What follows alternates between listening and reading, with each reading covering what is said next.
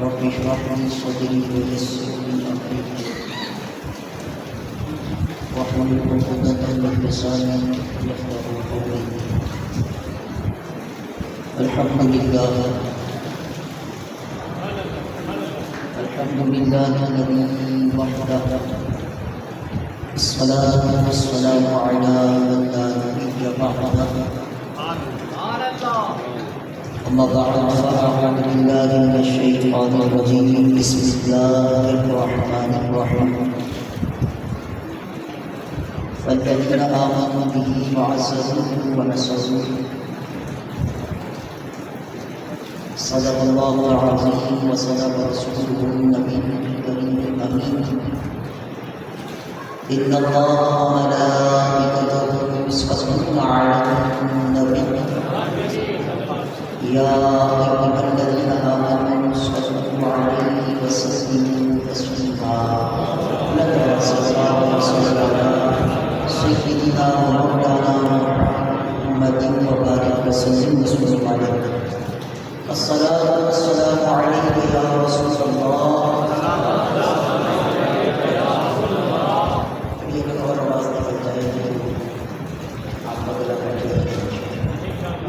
الصلاة والسلام عليك يا حبيب الله.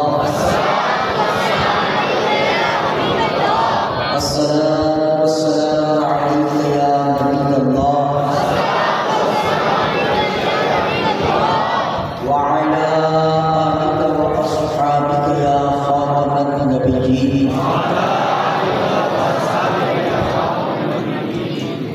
بندے پروردگار امت احمد نبی دوست دارے چار یارہ کعبہ والا نبی مذہب حنفیہ دار ملت حضرت خلیل خاک بائے غوث اعظم زیر سایہ ولی صدیق اکس حسنی کمالی محمد است فاروق ذل جلال و جلالی محمد است عثمان ضیائے شرف جمالی محمد است حیدر بہار والد صالح محمد است صلی اللہ تعالی علیہ وسلم ورضوان اللہ تعالی علیہم اجمعین. جس سہانی گھڑی چچا تیرا کا چچا اس دن افروز ساعت بلا کو سلام. اہل سجدے میں روزے اصل سے ضرور یادگاری امت بلا کو سلام. فتح باب نبوت بے حد ختم دور رسالت بلا کو سلام. بے بناوٹ عداوت ہزاروں نور بے تکلف ملاحت بلا کو سلام.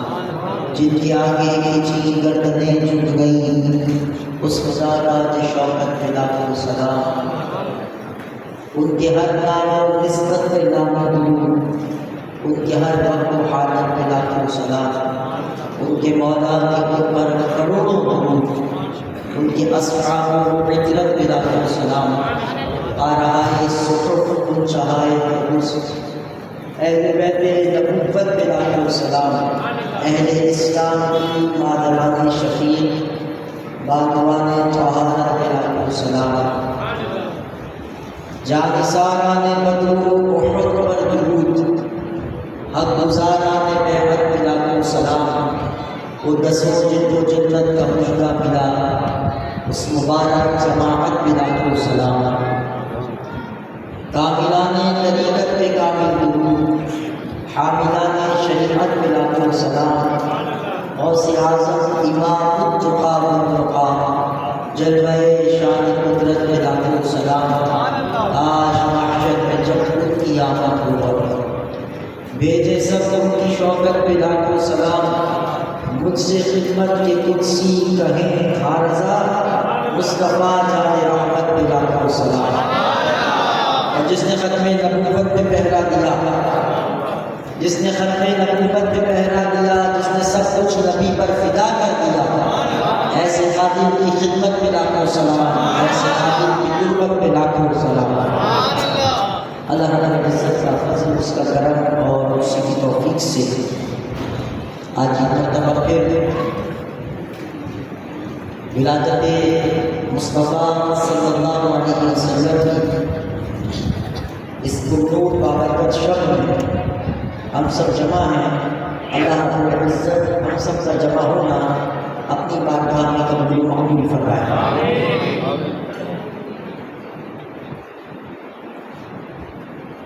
الحمدللہ گزشتہ 2 سالوں سے ان پرنور ساعتوں میں آپ حضرات کے درمیان گفتگو کرنے کا شرف میسر آ رہا ہے۔ آپ حضرات کی محبتیں ہیں، آپ کے سننے کا ذوق ہے۔ اللہ رب العزت ان محبتوں کو ہمیشہ قائم و دائم فرمائے اور ہماری سرپرستی کرنے والے مشفق و مہربان عالم نبی فاضل جلیل مفتی اعلیٰ سنت حضرت علامہ مولانا مفتی سید محمد علی قادری صاحب دامت برکاتہ العالیہ کی زیر سرپرستی الحمدللہ یہ 12 روزہ محافلوں کا انعقاد مسجد حاضر میں گزشتہ کئی سالوں سے الحمدللہ ہو رہا ہے۔ اللہ تعالیٰ امت میں مزید برکت عطا فرمائے اور ان کا سایہ ہم سب کے سروں پر تعدید قائم فرمائے۔ عزیزان گرامی، سورۃ الاعراف سے چند الفاظ آج کی اس محفل شب ولادت کے لیے منتخب کیے ہیں۔ اللہ رب العزت ان الفاظ کی برکت اور تاثیر ہم سب کو عطا فرمائے۔ سورۃ الاعراف کے اس مقام پر اللہ رب العزت نے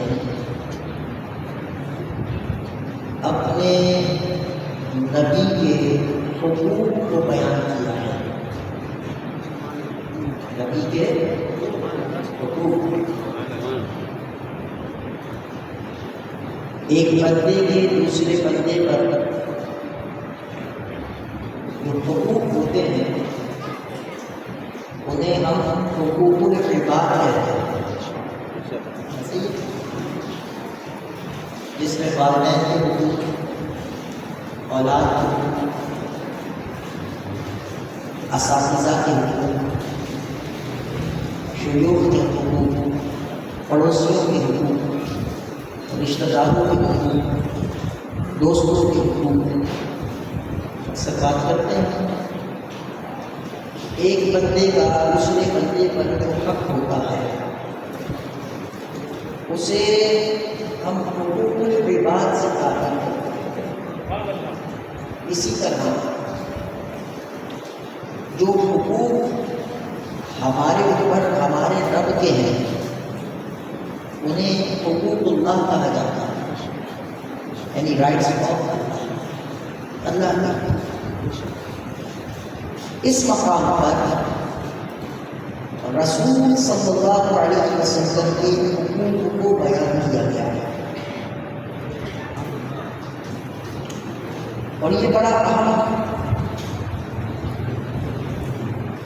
مقام ہے اس اعتبار سے کہ جس کی امت میں پیدا ہوئے ہیں اس نبی کے اگر حقوق سے ہم نہ آشنا اور نہ بلد ہیں تو پھر ہم کس طرح اپنے نبی کی غلامی اختیار کریں گے اور کس طرح ان سے اپنے تعلق کو مضبوط بنائیں گے۔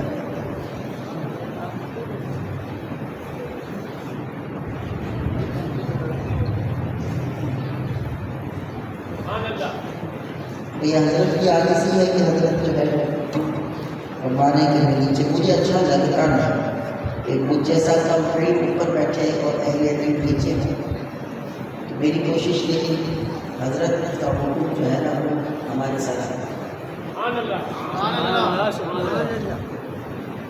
اگر ہمیں حقوق نہیں پتہ ہوں گے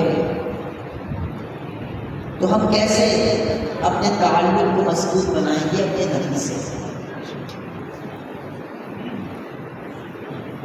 تو اس لیے ان حقوق کا جاننا بڑا ضروری ہے تاکہ ہم ان حقوق کو جانیں اور پھر اپنی زندگی ان حقوق کو ادا کرنے میں گزاریں. اور حقوق کی ادائیگی میں زندگی کا بسر کرنا یا زندگی کا بسر ہونا یہی ایک امتی کی معراج ہے. یہی ایک امتی کی معراج ہے. اس لیے ان حقوق کا جاننا بڑا ضروری ہے. ان کی معرفت بڑی ضروری ہے کیونکہ جب تک کسی چیز کو جانیں گے نہیں ان حقوق کی ادائیگی میں کیسے ممکن ہے. آپ کی توجہ ہے نا ماشاءاللہ؟ تھکے ہوئے تو نہیں؟ تھکے ہوئے نہیں. بیدار ہو کے سنیے گا, بیدار ہو کے مت سنیے. بیدار ہو کے سنیے. اور کوئی بھی میری پوری کوشش یہ ہے کہ جو گزشتہ 2 سال آپ سے گفتگو ہوئی اس سے ہٹ کر بات ہے تاکہ آپ کا وقت ضائع نہ. لیکن کچھ آدھا گھنٹہ ہمارے بھائی عبدالحدود صاحب کا حکم ہے, ہم اسی کے مطابق چلیں. انہوں نے کہا پہلا گھنٹہ آپ اپنی مرضی سے تقریر کر لیجیے گا, لیکن آخری جو آدھا گھنٹہ ہے آپ پریشان تو نہیں ہو. 1.5 گھنٹہ جو آخری آدھا گھنٹہ ہے وہ آپ نے ہماری مرضی میں بولنا ہوگا. ہم نے کہا ٹھیک ہے, مسئلہ ہی نہیں. اب خادم لوگ ہیں بات کو مان لیتے ہیں. تو اس لیے یہ اچھا ہوتا ہے کہ یہ شفقت فرماتے ہیں اور کہتے ہیں جی بالکل آپ کو کوئی ہم قید نہیں کرتے. اب یہ بات الگ ہے کہ ہم قید دیتے بھی نہیں. کوئی کوشش کرے تو ہم اسی کے اتنے آئیں.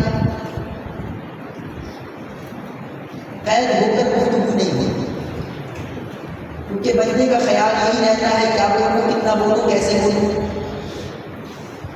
تو پھر وہ بولنا نہ بولنا برابر ہوگا.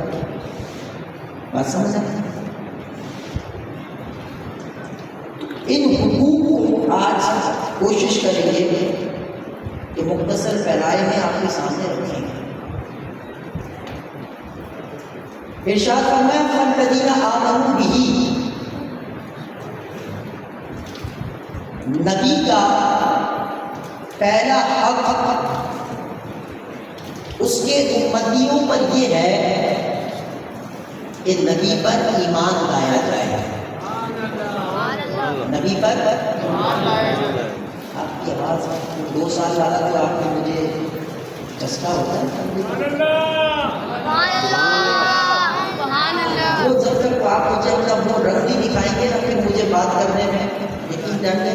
میں صرف آپ کو ایک اشارہ کر ایک بات کروں, میں جھوٹ اور مبالغہ رہی سے کام نہیں دے رہا.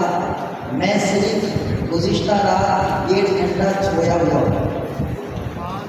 ہمارے یہاں ریلی تھی, ریلی سے فراغت کے بعد کچھ معاملات دیکھے 3:30 بجے کے آس پاس سویا ہوں. صبح 5 بجے کا اٹھا ہوا ہوں. اللہ جانتا ہے ابھی تک میں سویا نہیں. اور ابھی آگے بھی کوئی چانس نہیں ہے کیونکہ یہاں سے فارغ ہونے کے بعد پھر اپنی مسجد میں صبح بہارا کی تیاری ہے اور پھر صبح بہارا کے بعد نماز فجر ہے اور کوئی مبارک شریف کی زیارت کا سلسلہ اور پھر وہ ناشتے کا وہ سارا انتظام و انسلام. تو جب سب چلے جائیں گے پھر کنڈی لگانا ہے, چوکیداروں کا کام بھی کنڈی لگانا ہوگا. تو پھر ابھی بھی مطلب 6, 6:30, 7 بجے میں آپ کے سامنے بالکل الحمدللہ موجود ہوں اور ابھی تقریباً 1.25 گھنٹہ میں تقریر کر کے اپنی مسجد سے آ رہا ہوں اور پھر آپ سے گفتگو کر رہا ہوں. اب میرے خیال میں مجھ سے زیادہ تھکے ہوئے آپ نہیں ہیں. یہ ساری بات بتانے کا مقصد یہ ہے کہ کم از کم آپ مجھ سے زیادہ نہیں تھکے, لیکن اگر آپ کا رپلائی ایسا آئے گا تو یقین جانیے پھر مجھے وہ جو ہلکی سی تھکن لگ بھی رہی ہے نا وہ بھی محسوس نہیں.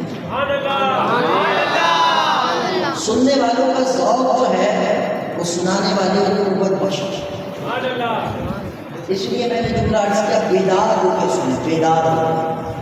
سنی کی بیداری بڑی ضروری ہے، کیونکہ سنی اگر بیدار ہو جاتا ہے تو پھر سنی کسی کے کنٹرول میں نہیں آتا۔ اس لیے ضرورت اس بات کی ہے کہ سنی بیدار ہو جائے۔ سنی بیدار ہو جائے گا تو سنی کی بیداری گویا فتنوں کی نیتوں کو اڑا دے گی۔ اس لیے بیداری آنی ضروری ہے دوستوں۔ فرمایا نبی کا پہلا حق یہ ہے کہ نبی پر ایمان لایا جائے۔ فالذین آمنوا بہ، پہلا حق نبی پر ایمان لایا جائے۔ ایمان کہتے ہیں کس کو؟ یاد رکھیے گا عزیزان گرامی، ایمان ہے ماننے کا نام۔ کس کا نام؟ ماننے کا۔ میرے خیال میں 2 سال کا میں نے اس آیت میں گفتگو تو نہیں کی، مجھے جہاں تک یاد پڑتا ہے کہ اس پہ گفتگو نہیں کی۔ اگر ہو تو ہم فوراً چینج کر سکتے، مسئلہ پہلا حق یہ ہے کہ نبی پر ایمان لایا جائے۔ تو بھئی ایمان کہتے ہیں کس کو؟ ایمان ہے ماننے کا نام۔ کس کا نام؟ ماننے کا نام۔ جاننے کا نام ایمان نہیں ہے، جاننا اور ہے، ماننا اور۔ ہر جاننے والا ماننے والا نہیں ہوتا، ضروری وہی ہے کہ جاننے والا مانے بھی۔ اس لیے ایمان جاننے کا نام نہیں، ایمان ہے ماننے کا نام۔ قرآن کیا کہتا ہے؟ اس پر دلیل پیش کر کے آگے بڑھیں کہ جاننے کا نہیں ماننے کا نام ایمان ہے۔ قرآن کہتا ہے الذین آتیناہم الکتاب یعرفونہ کما یعرفون ابناءہم، جنہیں ہم نے کتاب دی وہ اہل کتاب نبی کو ایسا جانتے تھے جیسا اپنے بیٹوں کو جانتے تھے۔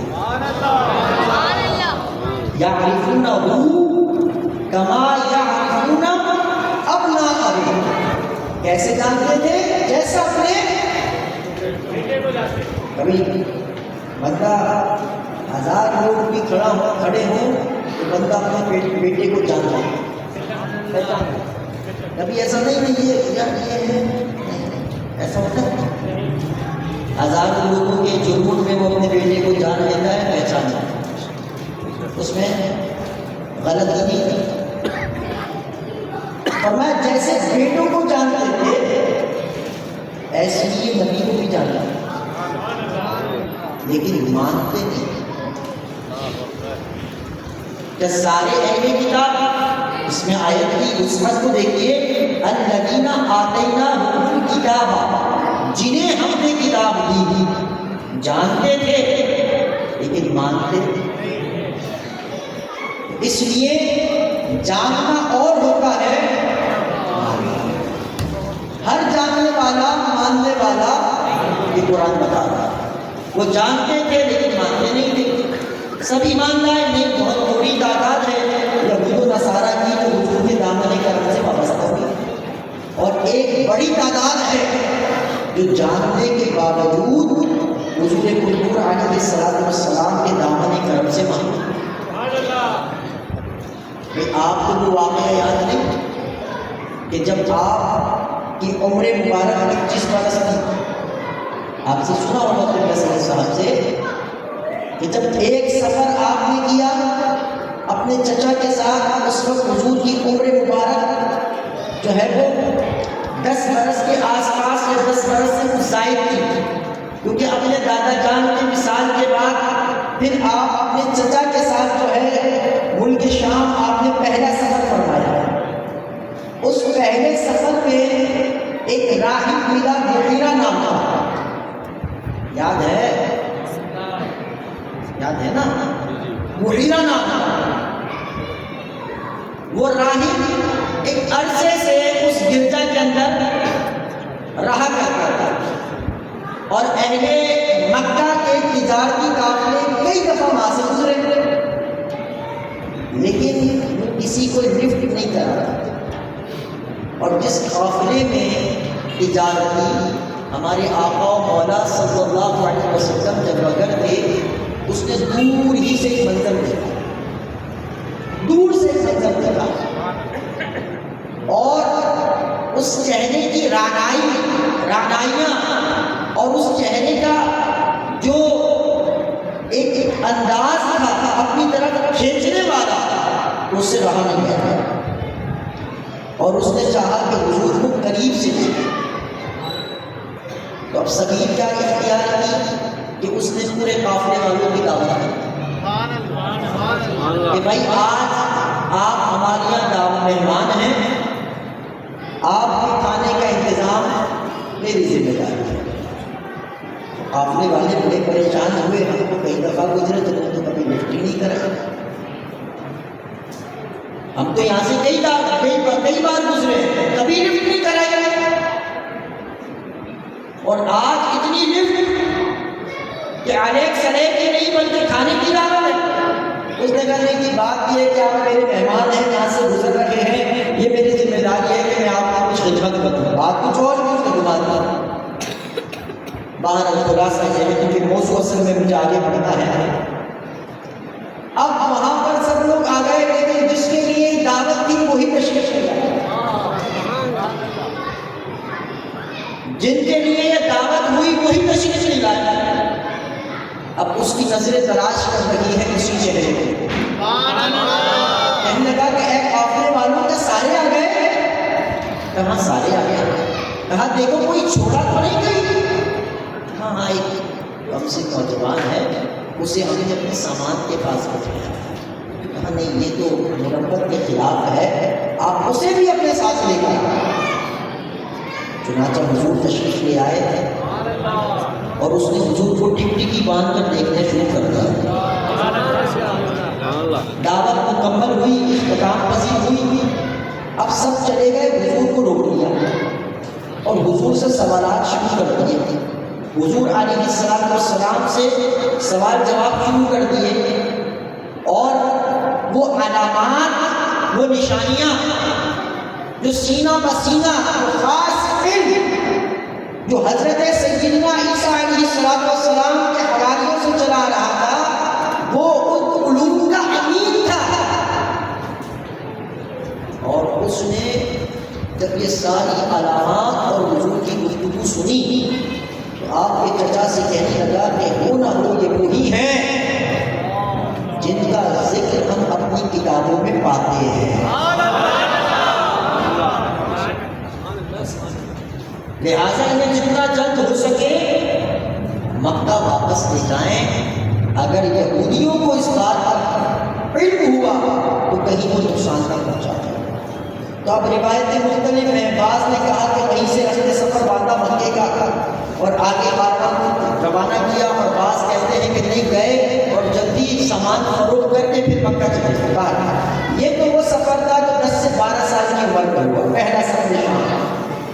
لیکن جو دوسرا سفر شام جو سیدہ خدیجہ الکبریٰ رضی اللہ تعالی عنہا کا تجارتی سامان حضور لے کے گئے تو اس وقت عمر مبارک کی 25 برس، اور اسی مقام پر حضور ٹھہرے. لیکن اب بجائے بحیرہ کے اب جو وہاں پر راہب تھا اس کا نام تھا نستورہ. سمجھ آئی؟ اب جس درخت کے نیچے حضور آرام فرمانے کے لیے ٹھہرے، اس نے منظر دیکھا کہ وہ درخت جھک کر حضور کو سلام کر رہا ہے. وہ درخت جھک کر حضور کو سلام کر رہا ہے. تو اور قریب آیا، اور قریب آیا، حضور کو قریب سے دیکھا اور فرمایا حضور کے قدموں کو اس نے بوسہ دیا. حضور کے قدموں کو اس نے بوسہ دیا.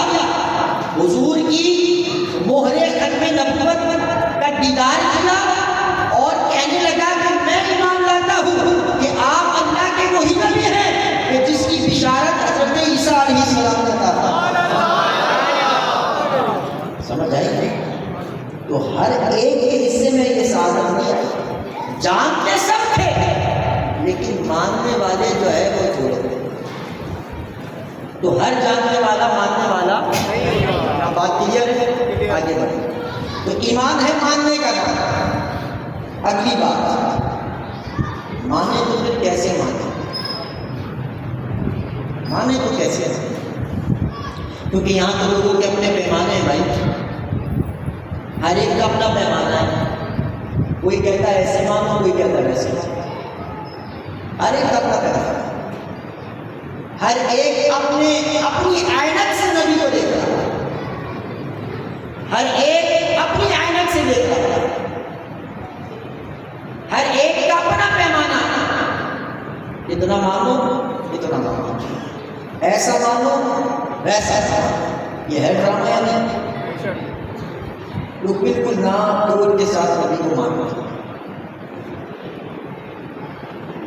لیکن ایک بات اور بھی ہے عزیزان گرامی، ایک ہے کسی کو دیکھ کر ماننا، اور امتحان ہے کسی کو بن دیکھے ماننا. دیکھ کر ماننا بڑا آسان ہے، لیکن امتحان اور آزمائش ان کے لیے ہے جنہوں نے دیکھا ہے. اس لیے جنہوں نے بن دیکھے مانا، حضور نے انہیں 7 مرتبہ بشارت عطا کی. 7 مرتبہ حضور نے بشارت عطا کی.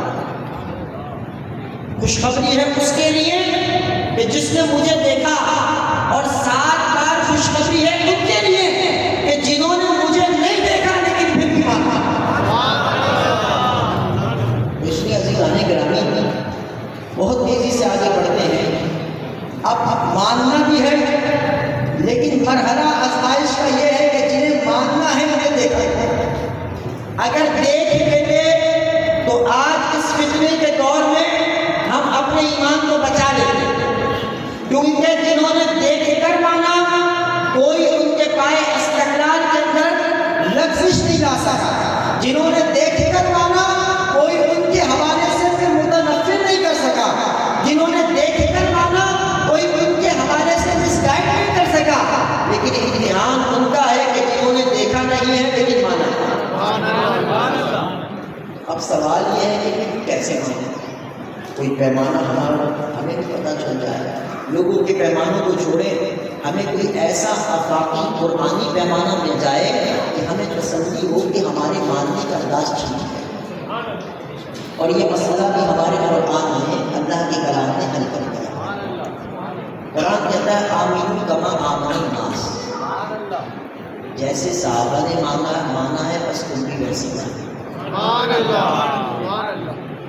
جیسے صحابہ نے مانا، گویا صحابہ کا ایمان مقبول ہے.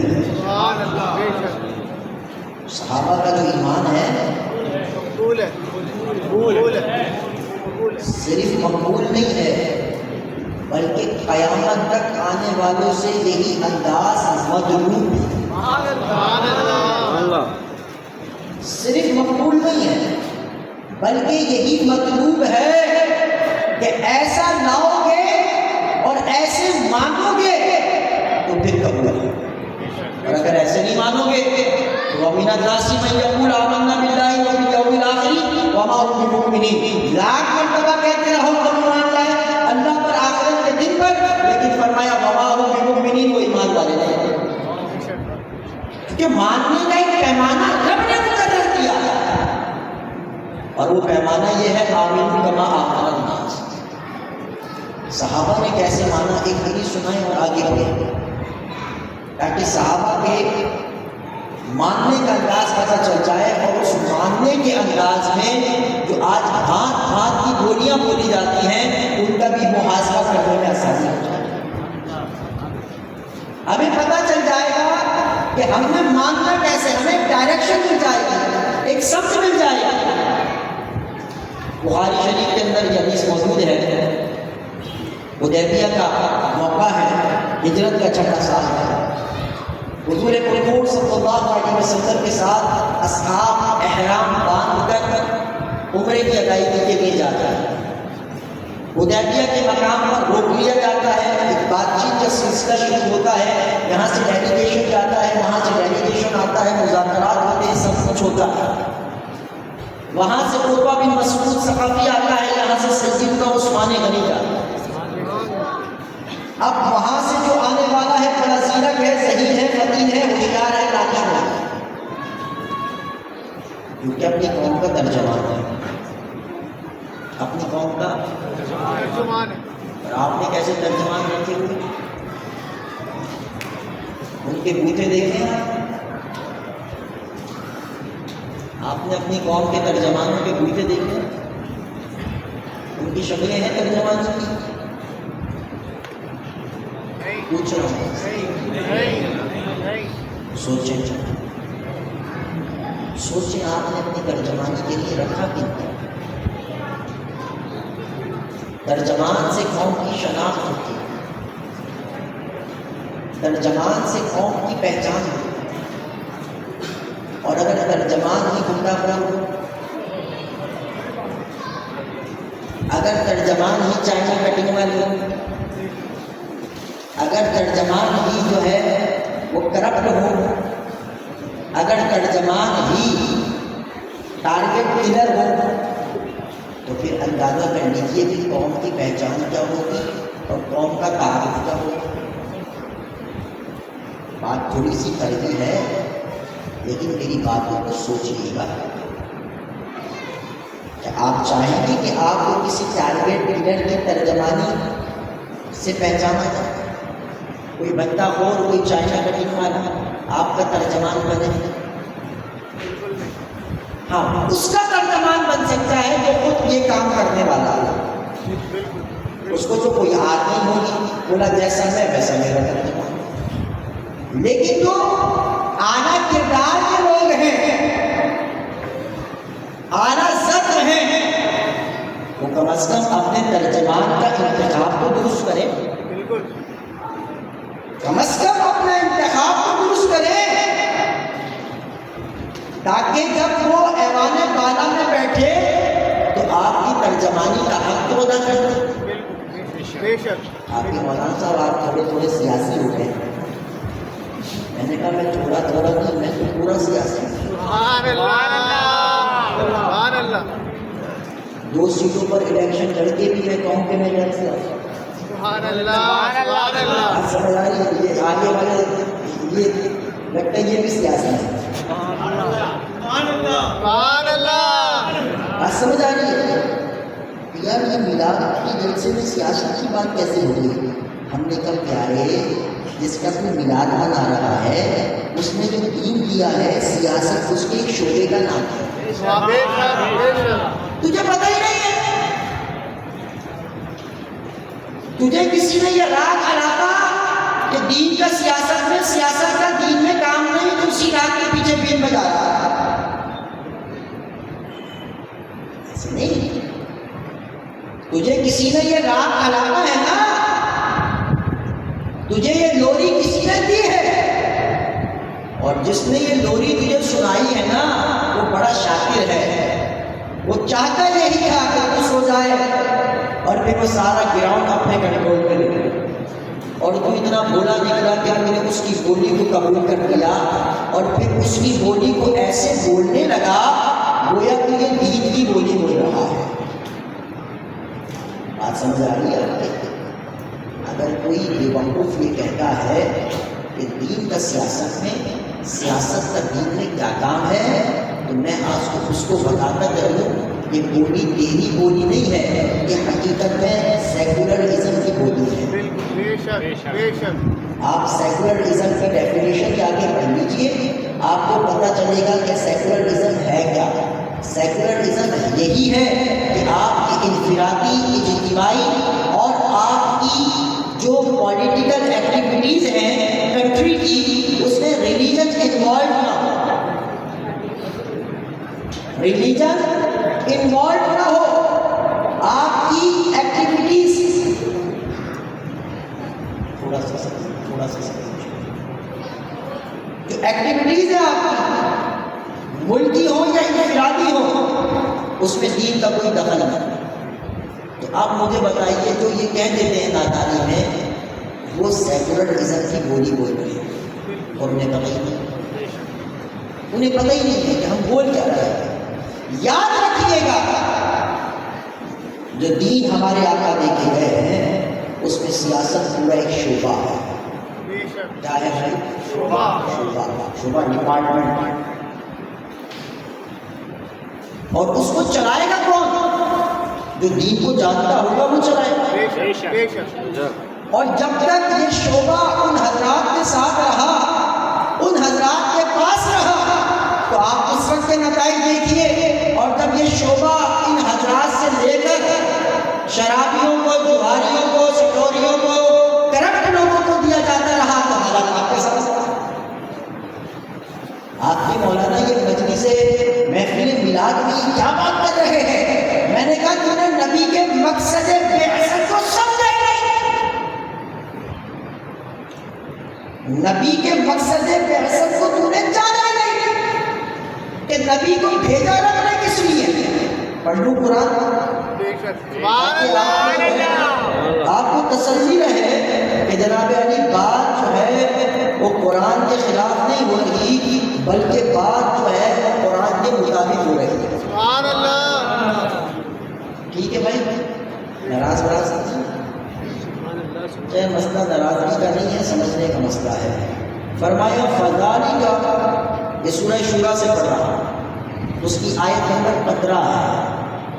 فرمایا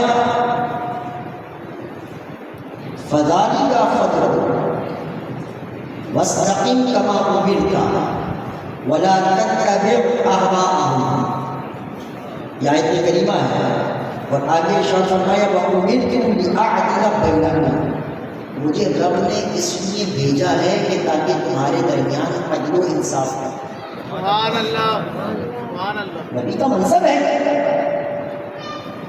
نبی اس لیے آئے کہ معاشرے میں عدل و انصاف ہو، یہ نبی کے فرائض منصبی میں شامل ہے۔ قرآن ہے، بدلے گا زمانہ لاکھ مگر قرآن نہ بدلا جائے، بدلے گا زمانہ لاکھ مگر قرآن نہ بدلا جائے گا، ہے قول محمد قول خدا فرمان نہیں بدلا جائے گا۔ کچھ لوگ ہوتے ہیں جو قرآن کو بدلنا چاہتے ہیں، خود بدلنے کو تیار ہیں۔ کچھ لوگ چاہتے ہیں کہ قرآن ان کی طبیعت میں بدل جائے، لیکن زمانہ بدل جائے گا، قرآن نہیں بدل سکتا۔ یہ تو نبی کے فرائض میں سے مقصد بعثت ہے معاشرے میں عدل و انصاف کا لگانا، معاشرے کے اندر۔ اور آگے اور آیت سورہ حدید کی، فرمایا وَأَنزَلْنَا لَقَدْ أَرْسَلْنَا رُسُلَنَا بِالْبَيِّنَاتِ، ہم نے رسولوں کو روشن نشانیوں کے ساتھ بھیجا۔ وَأَنزَلْنَا مَعَهُمُ الْكِتَابَ وَالْمِيزَانَ لِيَقُومَ النَّاسُ بِالْقِسْطِ، فرمایا ہم نے نبیوں کو بھیجا کتاب کے ساتھ، روشن نشانیوں کے ساتھ، اور فرمایا ہم نے انہیں ایک میزان بھی دیا ہے، ترازو بھی دیا ہے کہ معاشرے کے اندر عدل و انصاف قائم رہے۔ تو نبی معاشرے کے اندر عدل و انصاف کو قائم کرنے آیا ہے۔ بات سمجھ آ رہی ہے؟ میں ایک واقعہ حضور کی سیرت سے بیان کرتا ہوں تاکہ آپ کو اور سمجھنے میں آسانی ہو جائے۔ حضور کی عمر ہے 20 برس، کتنی؟ 20 برس۔ سنیے گا توجہ، 20 برس کی عمر ہے۔ اور مکے کا معاملہ یہ ہے کہ مکے کے اندر کوئی حکومت نہیں ہے، قبائلی سسٹم ہے، ہر قبیلے کا ایک اپنا سردار ہے، کوئی منظم حکومت نہیں، قبائل میں بٹے ہوئے ہیں۔ اب وہ معاشرہ بالکل ایسے ہی ہے جیسے آج ہمارا معاشرہ، جو ظالم ہے اس کو کوئی روکنے والا ہے، کوئی روکنے والا؟ بجلی کی بل کہاں پہنچ گئے، کوئی روکنے والا ہے؟ جی میں نے ایک نیوز پڑھی، غالباً ڈان نیوز کی ہے، کہ میں سناتا ہوں تاکہ آپ کو اندازہ ہو جائے کہ ہمارے یہاں بجلی پیدا کتنی ہوئی۔ چلے میں خلاصہ بتا دیتا ہوں، میرے پاس پورا انگلش اخبار کا ایک ٹکڑا ہے۔ بجلی پیدا کتنی ہوئی، دی کتنی گئی، اور بل کتنے کا ہوا۔ مثال کے طور پر 47,000 غالباً میگا واٹ بجلی پیدا ہوئی کچھ اسی طرح کا 26,000 میگا واٹ بجلی دی گئی اور بل آیا 1,00,000 میگا واٹ۔ اور میرے پاس ہے کہ بیان کے بعد آپ مجھ سے یہ دے سکتے ہیں، انگلش اخبار کی ایک خبر ہے، کوئی پوچھنے والا، کوئی بولنے والا، غریب کے منہ سے روٹی چھن رہی، کوئی آواز اٹھا رہا ہے؟ آپ یہ میلاد اس کا کیا کام؟ میں نے کہا تو جس کا میلاد منا رہا ہے ان سے زیادہ غریبوں کا درد کس کو ہوگا؟ تو سمجھا ہی نہیں ان کو، تو ان کی سیرت کو سمجھا ہی نہیں، تو نے یہ بات کی نہیں کبھی بھی۔ 20 برس کی عمر ہے حضور کی، مکے کے اندر کوئی حکومت نہیں تھی۔ اب جناب علی معاملہ یہ ہے کہ جو ظلم کرنے والا ہے اس سے کوئی حساب لینے والا نہیں۔ یمن سے ایک تاجر آیا اپنا سامان لے کر مکہ بیچنے کے لیے، ایک بڑے مکے کے سردار نے وہ سامان لیا لیکن پیمنٹ نہیں تھی، پیمنٹ نہیں تھی۔ وہ بڑے بڑے سرداروں کے پاس گیا کہ بھیا میری پیمنٹ دلواؤ، میں یمن سے آیا ہوں، میرا تو یہاں کوئی بھی نہیں، کم از کم خیال کرو میں مسافر ہوں، غریب الوطن ہوں، کچھ تو خیال کرو میرا۔ انہوں نے بولا چل بھائی تیری جان چھوڑ دی یہ کافی نہیں، جیسے آج بھی ہوتا تجھے چھوڑ رہا ہے یہ کافی نہیں ہے جی، بات ہوتی ہے نا کہ تمہیں چھوڑ دے یہ کافی نہیں ہے، اور دوسری الفاظ میں کہوں تمہارے ہمارے تن پہ کپڑے یہ کافی نہیں ہے، جن کا ان کی مہربانی ہے نا کہ یہ کپڑے چھوڑ دیا ان کپڑے نچوڑ کے تو رکھ دیا غریب آدمی۔ بات سمجھ آ رہی ہے؟ یہ حلال کھانے اور کمانے والے کی کیفیت بیان کر رہا ہوں، حرام خور اس سے مستثنا ہے، ہمیں کوئی پرواہ نہیں ہے۔ یہ حلال کھانے اور کمانے والوں کی بات اور ان کا درد میں آپ کے سامنے رکھا ہے۔ جب لوگوں نے اس کی کوئی داد رسی نہیں کی تو جب نے اپنے پیس میں پہنچا، اور جب ایک قریش کے سرداروں کی مجلس حرم کعبہ میں لگی ہوئی تھی، وہاں سے اس نے پکارا کہ ہے کوئی مسافر کا حق دلوائے، غریب الوطن کی مدد کرے۔ جب اس نے یہ صدا لگائی نا تو حضور کے چچا حارث بن عبد المطلب اور عبداللہ بن جدعان یہ لوگ کہنے لگے کہ یار اب اس کا حق ادا کروانا ہماری ذمہ داری ہے، اب اس کے لیے کچھ کریں۔ اور یہ کب تک مکے میں یہ ہوتا رہے گا کہ لوگ کب تک ظالم کے ہاتھ پستے رہے؟ انہوں نے ایک مجلس مشاورت قائم کی اور انہوں نے اللہ کے نام کا حلف اٹھایا کہ آج سے ہم اس بات کا حلف اٹھاتے ہیں کہ اب اگر مکے میں کسی پر ظلم ہوا تو ہم اس مظلوم کے ساتھ کھڑے ہو جائیں گے اور ظالم سے اس کا حق دلا کے چھوڑیں گے۔ اور اس کو قانون کی ایک حیثیت دی گئی، ایک معاہدے کی حیثیت دی گئی۔ آپ نے اس ساری بات میں حضور کا ذکر کہاں سے آ گیا؟ یہ تو چند لوگوں نے کام کیا ہے، ہم نے کہا نہیں آپ بات کو سمجھیے۔ حضور علیہ السلام کو جب خبر ہوئی کہ اس طرح کا کوئی معاملہ ہو رہا ہے تو حضور علیہ السلام کی تشریف لے گئے۔ سبحان اللہ۔ اس معاہدے کے اندر ذاتی دلچسپی حضور نے دکھائی اور قانون جب بن گیا تو قانون تو ہمارے یہاں بھی لٹیرے بنے ہے کہ نہیں؟ پورا آئین ہے ہمارے پاس، اس آئین کے تحت قوانین ہیں ہمارے پاس۔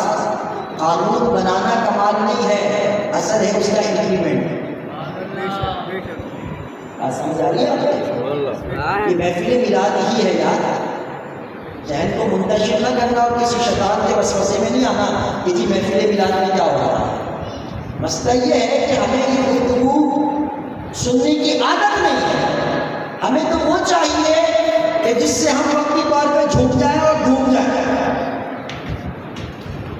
پھر 11 مہینے جھوٹتے رہے اور گھومتے رہے معذرت کے ساتھ، کیونکہ ہماری قوم جتنا حضور کی سیرت سے دور ہوگی اتنی بھٹکتی رہے گی۔ اس کو کہتے ہیں حلف الفضول۔ 3 فضل نامی اشخاص تھے جنہوں نے اس کی پوری تحریک چلائی، اس لیے اس کو حلف الفضول کہتے ہیں۔ 20 برس کی عمر ہے حضور کی، معاہدہ تو ان لوگوں نے کر لیا، اتفاق تو کر لیا، لیکن جناب علی امپلیمنٹ کس نے کرایا؟ وہ حضور تھے۔ سبحان اللہ۔ پوری ذمہ داری سے بات کر رہا ہوں۔ حضور نے نوجوانوں کا ایک دستہ تیار کیا، نوجوانوں کا ایک دستہ، اور ایک لفظ دستے کے ساتھ اور بھی لگا دیں جو کتاب میں موجود ہے، مسلح دستہ۔ کون سا؟ آپ نے تو آج تک یہ سنا ہے مسلح افواج، یہی لفظ سنا ہے نا آج تک آپ نے، مسلح افواج۔ حضور نے جو دستہ تیار کیا وہ مسلح تھا، کیونکہ لاتوں کے گروپ باتوں سے نہیں مانتے، ان کا علاج دوسرے طریقے سے کیا جاتا۔ تو حضور تو اس معاشرے میں رہتے تھے، حضور کو پتا تھا کہ اب کیسے نکلوانا۔ اب حضور علیہ السلام اس معاہدے کے حوالے سے فرماتے کہ اگر اس معاہدے کے بدلے کوئی مجھے سرخ اونٹ بھی دے تو میں وہ قبول نہ کروں، مجھے یہ معاہدہ اتنا اچھا تھا۔ سبحان اللہ۔ اس میں مظلوم کی داد رسی ہے، اس میں ظالم کا محاسبہ ہے، اور پھر حضور علیہ السلام نے اس کا امپلیمنٹ کروایا، اور مکے کے اندر اس انداز میں حضور نے امن و امان قائم کرنے میں اعلان نبوت سے پہلے اپنا کردار ادا کیا۔ سبحان اللہ۔ یہ بھی ہمارے آقا کی سیرت ہے، اور یہ بھی ہمارے لیے، آپ کے لیے۔ یہ کس کے لیے ہے؟ ہمارے لیے ہے نا۔ اس سے نتیجہ کیا نکلا؟ گرچہ اس معاشرے کے اندر شرک تھا، اس معاشرے کے اندر حیا سوز رسومات تھی، اور حضور ان سب سے دور رہتے تھے، لیکن جب قوم کی فلاح کی بات ہو، قوم کی بہبود کی بات ہو، قوم کی ترقی کی بات ہو، قوم کی بھلائی کی بات ہو، تو اللہ کا نبی سب سے آگے نظر آتا۔ سبحان اللہ۔ تو اگر محفل میلاد میں اس نبی کی سیرت میں اس پہلو کو بیان نہ کرے تو پھر کس پہلو کو بیان کرے؟ تو اس لیے محفل میلاد میں اگر مظلوم کے حق میں آواز نہ اٹھائیں تو حقیقت میں یہ سیرت مصطفیٰ صلی اللہ علیہ وسلم سے دوری ہوگی، کیونکہ حضور علیہ السلام سے زیادہ مظلوموں کا درد کس کو ہوگا۔ تو اس لیے عزیزان گرامی، اپنے ترجمان درست رکھیے اور لوٹ آئیے حدیبیہ کے مقام پر۔ عروہ بن مسعود ثقفی وہاں سے آیا اور آگے بڑھ کے اس نے سب کچھ دیکھا اور واپس گیا اور کہنے لگا کہ جو منظر حدیبیہ کے مقام پہ دیکھا ہے ایسا منظر کہیں نہیں۔ بات وہ دوسرے کی اور گواہی اپنا بندہ دے رہا۔ بڑے پریشان ہوئے، بڑے بڑے بادشاہوں کے دربار میں گیا، کبھی اتنا انسپائر ہو کر نہیں آیا اور آج اتنا متاثر ہو کے آیا۔ کس نے متاثر کیا؟ کتنا انسپائر ہو کر آیا؟ کیسے ہو گیا؟ وہاں کیا تھا؟ کیا دیکھا اس نے؟ حدیبیہ میں کوئی عالیشان محل تو نہیں تھا، حدیبیہ میں کوئی جناب علی آپ کہہ لیجیے کوئی فوج ہوئی تھی، 1400-1500 صحابہ حضور کے ساتھ تھے، احرام میں تھے۔ دیکھ کر کیا آیا؟ آپ سننے کے لیے تیار ہیں؟ سبحان اللہ۔ کس چیز نے متاثر کیا؟ عروہ بن مسعود ثقفی کہتا ہے فواللہ ما تنخم رسول اللہ صلی اللہ علیہ وسلم نخامۃ الا وقعت فی کف رجل منهم فدلک بها وجهه وجلده۔ کہا میں نے دیکھا ہے کہ جب حضور اپنے دہن سے اپنے لعاب کو جدا کرتے ہیں تو صحابہ زمین پر آنے نہیں دیتے، بلکہ حضور کا لعاب ہتھیلیوں پہ لیتے ہیں اور اپنے چہروں پہ ملتے ہیں، اپنے جسموں پہ لگاتے ہیں۔ لعاب سمجھتے ہیں نا آپ ماشاء اللہ اردو بولنے والے ہیں، میرے تیرے منہ میں ہو تو ہم اس کو تھوک بھی کہتے ہیں، لیکن جب نبی کے دہن سے جدا ہو تو وہ لعاب ہوتا ہے۔ ارے کہنے کا وہ لعاب ہے، حقیقت میں رحمت الہی کا چھاپ ہے، حضور کا لعاب ہے۔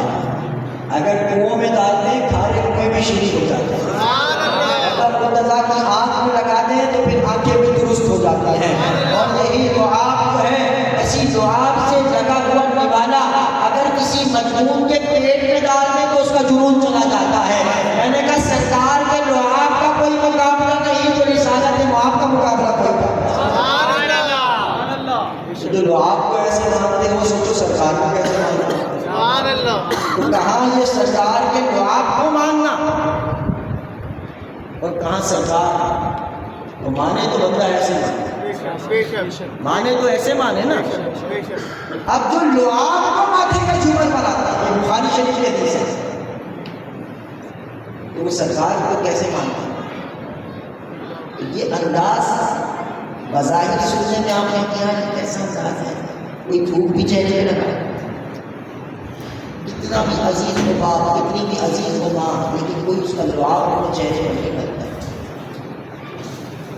یہ حضور ہے، صحابہ حضور کو ایسے مانتے، جو لعاب کو ایسے مانتے ہیں سرکار کو کیسے مانتے؟ اتنی بات کر کے میں آگے بڑھ رہا ہوں۔ فالذین آمنوا، نبی کو ماننا ہے، دل کی عطا گہرائیوں سے ماننا ہے، ساری عظمتوں کے ساتھ ماننا ہے، ساری شانوں کے ساتھ ماننا ہے، ساری رفعتوں کے ساتھ ماننا ہے، سارے کمالات کے ساتھ ماننا ہے۔ جب مان لیا تو پھر کسی قسم کا کوئی نقص کمی تو ذات میں ویسی نہیں ہے۔ کوئی حضور میں نقص ڈھونڈنے کی کمی کر کوشش کرے تو حقیقت میں نقص اس کی اپنی ذات میں ہوگا، کیونکہ اللہ نے اپنے محبوب کو ہر لحاظ سے کامل اکمل مکمل بنایا ہے۔ جس سمت سے حضور کو دیکھو گے، جس پہلو سے حضور کو دیکھو گے، جس جہت سے حضور کو دیکھو گے، تمہیں حضور اس جہت میں بے مثال بے نظیر نظر آئے گا۔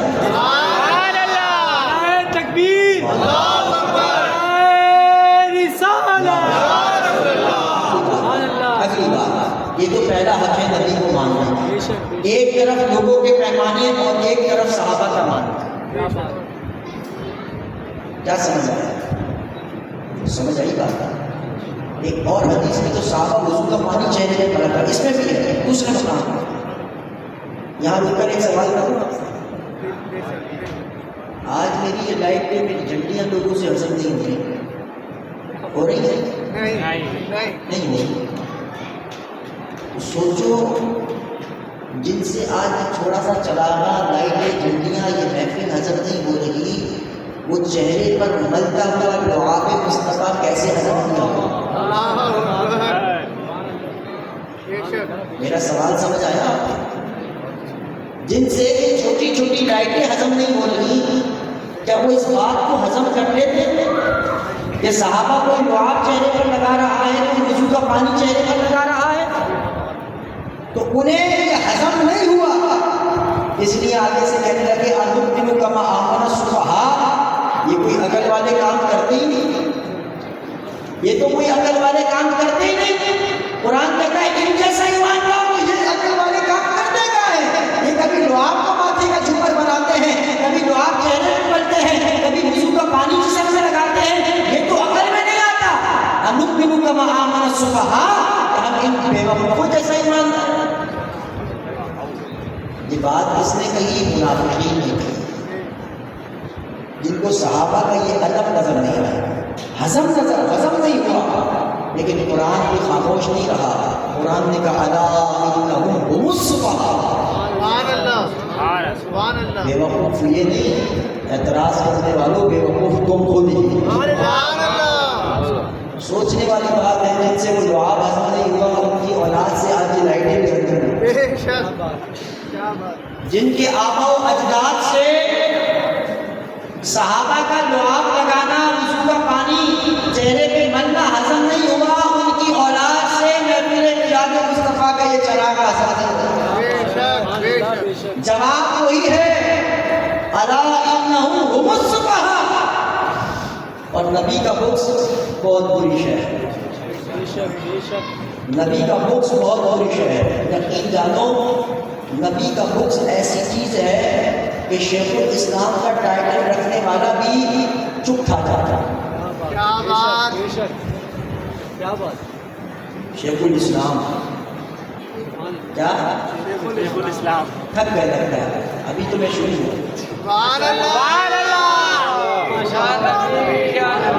شیخ الاسلام یا نبی یا نبی کا بکس، نبی کا بکس.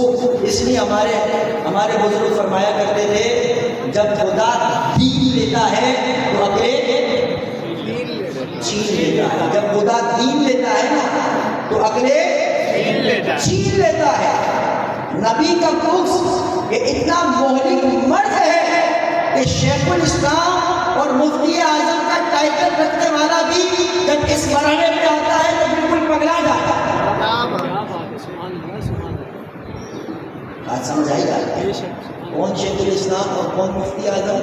زیادہ دور نہیں چاہیے، میں بالکل بات کر رہا ہوں مدے مدے کے ساتھ. ایک کلپ میری نظر سے بھی گزرا، آپ کی نظر سے بھی گزرا ہوگا. وہ شیخ الاسلام، دیکھیں میں نام کیسے لے رہا ہوں، دل نہیں چاہ رہا لیکن میں کسی کو جائے قرار نہیں دینا چاہتا. لیکن نام صحیح، ارے بھائی نام کو تم چھوڑو، بات صحیح ہے کہ نہیں یہ بات اور، لیکن بہرحال میں اس کو بھی جانے نہیں دوں گا. نام بھی میں نے سب کو ڈال دینا ہے، کوئی مسئلے کی بات نہیں. شیخ الاسلام مفتی اعظم تقی عثمانی صاحب. تقی چھوٹے موٹے مولویوں کی تو بات ہی نہیں کرتا، کیونکہ جن کے شیخ الاسلام کی حالت یہ ہو تو چھوٹے کو بھی سکھاتے بھی نہیں.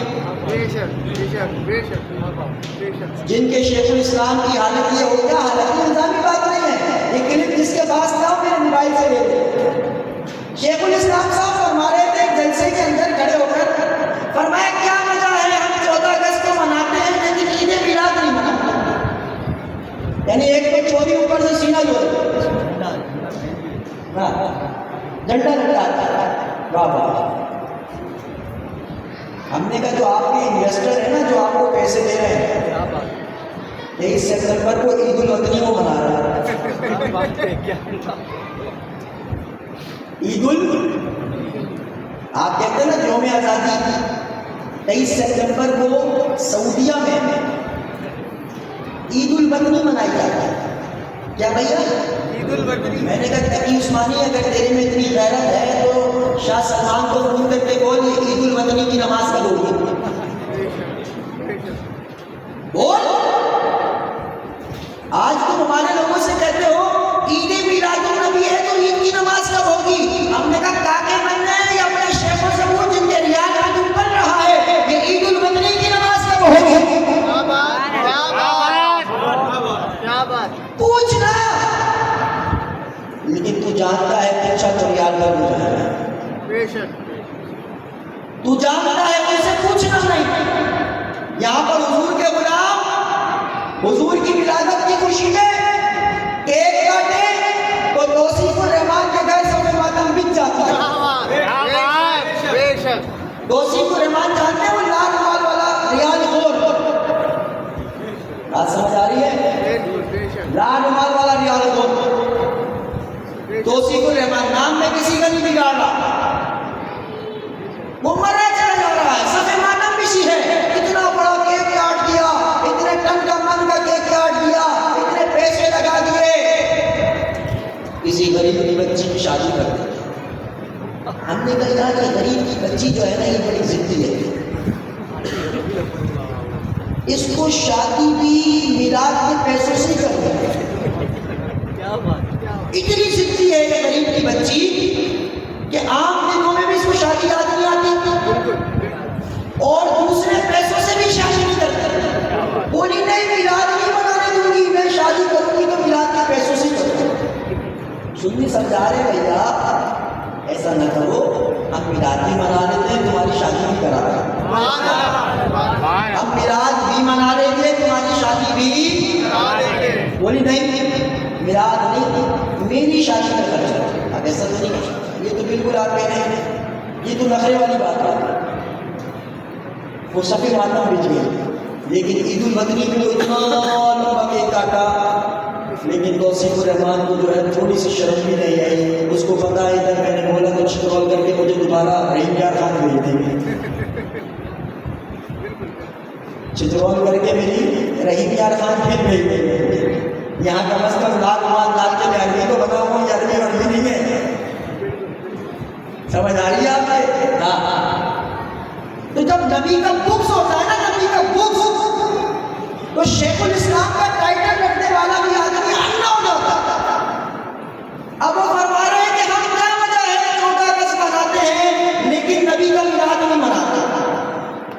بیان کرتا ہے، نہ تم یوں صدمے دیتے نہ ہم فریاد کرتے، نہ تم ہمیں صدمے دیتے نہ ہم فریاد کرتے، نہ یوں راز بندے سربستہ نہ یوں رسوائیاں ہوتی، تمہیں نہیں منانا، یقین جانیے ہم کسی سے نہیں کہہ رہے ملا کر، جس کو منانا اپنی خوشی سے منانا۔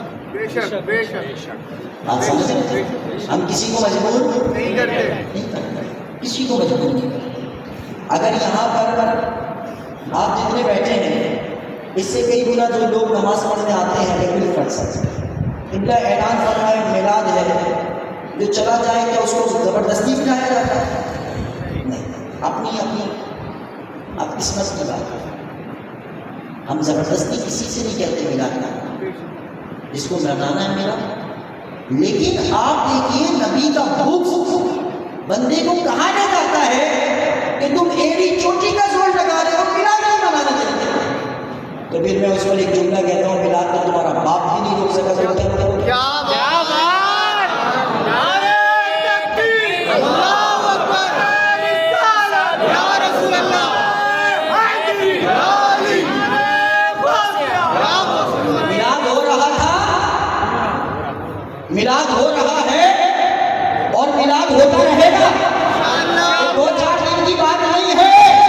میرے امام نے سبق پڑھایا ہے کہ حشر تک جانیں گے ہم پیدائش مولا کی دھوم، حشر تک جانیں گے ہم پیدائش مولا کی دھوم، مثل فارس نجد کے گرہ گراتے جائیں گے، خاک ہو جائیں عدو جل کر مگر ہم تو رضا، ہم نے جب تک قدم ہے ذکر ان کا سناتے جائیں گے۔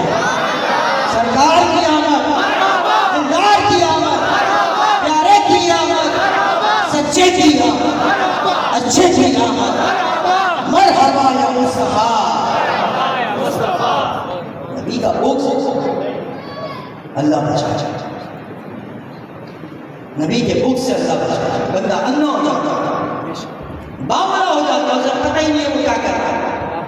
بالکل فرمانے ہم 14 اگست کو مناتے ہیں لیکن عید میلاد النبی ہم نہیں مناتے۔ اچھا بھائی عید منانے سے کیوں موت آ رہی ہے آپ کو؟ عید میلاد سے موت کیا ہے آپ کو؟ بولا عید میلاد کا مسئلہ یہ ہے، حضور نے ارشاد فرمایا من احدث فی امرنا ھذا ما لیس منہ فہو رد، کہ جس نے ہمارے دین میں کوئی ایسی نئی بات پیدا کی تو وہ باطل ہے۔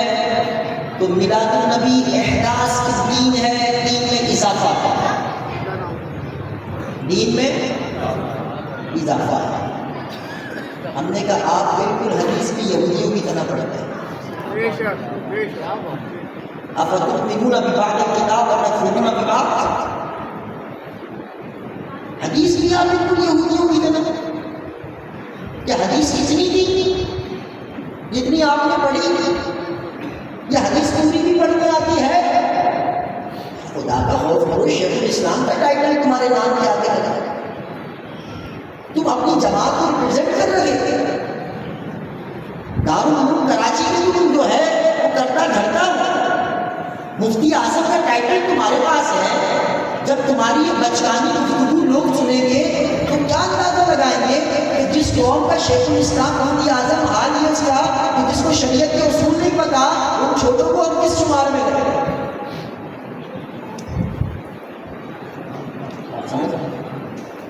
جس قوم کا شیخ الاسلام ایسا ہوگا تو پھر اس قوم کے چھوٹے موٹے تاریخ مسعود کیا ہوں؟ بات سمجھ رہے ہیں؟ جب جن کی سمجھ جن کے بڑوں کی سمجھ میں نہیں آیا وہ چھوٹے بڑے بڑے کیا سمجھے؟ ہم نے کہا بس آپ کالی ماتا کے مندر جائیں، وہاں کا پرساد کھائیں، میلاد کی بہار ہے، آپ کے نصیب میں کہاں؟ یہ میلاد تو سنیوں کے مقدر میں آیا ہے۔ آپ جائیے کالی ماتا کے مندر اور وہاں پر جو مہاراج کے ہاتھ کا پرساد کھائیے، کیونکہ جیسی خبیث طبیعت ہے آپ کی ویسی خبیث خوراک بھی ہے آپ کی۔ سنی کا دل بھی پرنور ہے، وہ حضور کے نام کا حلوہ نہیں کھا رہا۔ ایک بڑا جا کر جو ہے وہ کرتارپور میں سکھوں کے ساتھ کھا رہا ہے بیٹھ کر، اور ایک جو ہے وہ کالی ماتا کے مندر جا رہا ہے۔ ہم نے کہا یہ تمہاری مقدر کی باتیں ہیں، تم سکھوں کے کرتارپور میں جا کے پرساد کھاؤ اور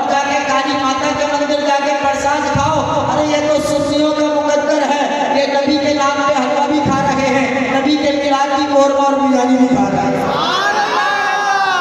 تمہارے اپنے مقدر ہے، تمہارے اپنے مقدر ہے. کھاؤ، پھر جیسے تم ہو ویسے تمہاری خوراکیں ہیں، اور پھر جیسی غلیظ چیز تم کھاتے ہو پھر وہی غلاظت تمہارے منہ سے نکلتی. شیخ الاسلام صاحب کی طرف واپس آ جائیں اور اسی پر آگے کی بات کو بڑھاتے ہیں. شیخ الاسلام صاحب فرما رہے ہیں، دیکھیں میں کتنی ادب سے بات کر رہا ہوں تاکہ کوئی یہ نہ کہے کہ آپ کے مولانا کو بات نہیں کرتے. دیکھیں کتنے اہتمام و انصراف سے بات کر رہا ہوں. فرما رہے تھے کہ من احدث فی امرنا ھذا، ہم نے کہا تھوڑا آگے بھی تو بڑھیے، تھوڑا سا. اس میں ایک اور جملہ بھی ہے، ما لیس منہ، وہ کیوں چھوڑ دیا؟ وہ شیر مادر کوئی تھا. شیر مادر سمجھتے ہیں؟ تھوڑی سی گاڑی ہوتی ہے، شیر مادر کہتے ہیں ماں کا دودھ، جو بچے کو فوراً ہضم ہو جاتا ہے.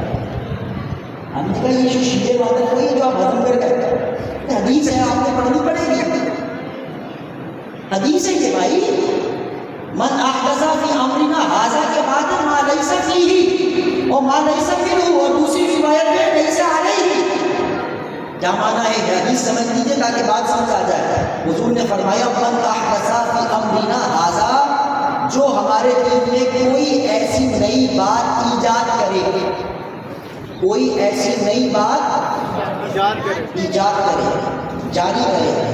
کیسی نئی بات؟ اس نئی بات کی صرف کیا ہے؟ ما لیس منہ، جو دین میں نہ ہو، جو دین میں نہ ہو. اگر یہ جملہ آپ کی سمجھ میں آ گیا نا، بہت بڑا مسئلہ آپ کا حل ہو جائے گا. توجہ رکھیے گا. ایسی حضور فرماتے ہیں ایسی ہمارے دین میں کوئی ایسی نئی بات ایجاد کرے، ما لیس منہ، جو دین میں نہ ہو. ذہن میں ایک سوال ہے، اگر نئی بات ہے تو دین میں کیسے ہو؟ میں پڑھے لکھے لوگوں سے بات کرتا ہوں. اگر بات نئی ہے، من احدث فی امرنا ھذا ما لیس منہ، جو دین میں ایسی نئی بات ایجاد کرے جو اس میں نہ ہو. ارے جناب اگر اس میں ہو تو پھر نئی کیسی، اور نئی ہے تو اس میں کیسی؟ اگر سمجھ گئے تو آگے بڑھوں، سمجھ کے جائیے گا. اتنا بڑا سر آپ ہلا رہے ہیں لیکن بات سمجھنے میں نہیں آئی تو کوئی فائدہ نہیں. حضور فرما رہے ہیں دین میں کوئی ایسی نئی بات ایجاد کی جو دین میں نہیں ہے. اگر دین میں نہیں ہو تو پھر جناب علی وہ تو نئی بات ہی ہوئی، اور نئی بات ہے تو دین میں کیسی ہوئی؟ اس کا معنی کیا ہے؟ ایسی نئی بات جس کی دین میں کوئی اصل نہ ہو، جس کی دین میں کوئی اصل نہ ہو. ایسی نئی بات جس کی دین میں کوئی اصل نہ ہو، کوئی پس منظر نہ ہو، کوئی حوالہ نہ ہو، کوئی تعلق نہ ہو. ایسی نئی بات جس کی دین میں کوئی اصل نہ ہو، وہ باطل ہے، وہ مردود ہے. ہر نئی بات باطل اور مردود نہیں ہے، یہ ایک شرط ہے. ایسی نئی بات باطل اور مردود ہے جو دین کے اندر جس کی اصل موجود نہ ہو، اور جناب علی جس کا کوئی پس منظر حوالہ تعلق موجود نہ ہو، اور پھر ساتھ ساتھ یہ بھی فرمایا وہ دین کے بنیادی اصولوں سے ٹکراتی ہو. وہ احداث کی دین ہے، وہ دین میں اضافہ ہے. ورنہ ہر نئی بات دین میں اضافہ نہیں ہے، ہر نئی بات دین میں اضافہ ہے. آگے دو مسالے دے گئے، 1 گھنٹہ پورا ہوا، اور ہم کریں گے میلاد کا. وجود بھائی میں دے گئے محبت میں ہماری سے محبت ہے سلام. تو اگر ہر نئی بات دین میں اضافہ ہے، ہر نئی بات دین میں اضافہ ہے، تو شیخ الاسلام صاحب یہ پکا مدرسہ جو دارالعلوم کراچی آپ نے بنایا ہے، ذرا خدا را مہربانی کرے یہ بتائیے یہ پکے مدارس کب سے شروع ہوئے؟ کوئی دلیل پکا مدرسہ بنانے کی؟ یہاں تو اللہ کے رسول نے مسجد پکی بنانے سے منع کیا. تو خدا را رحم کرے یہ بتائیں اتنا بڑا آپ نے جو دارالعلوم کراچی بنایا ہے اس پہ کوئی دلیل ہے؟ آپ یہی مدرسہ ہی تو ہے مولانا. ہم نے کہا یہ دین کا مدرسہ ہے دنیا کا. اگر دین کا ہے تو دلیل لاؤ کہ ایسے مدرسے کا تصور حضور کے دور میں تھا. بولا وہ صوفہ والا. میں نے کہا صوفہ والے میں وہ صرف چبوترا تھا, یہاں تو چین ایسے بھی ہے. حاصل آئے بہت اچھا. پھر نصاب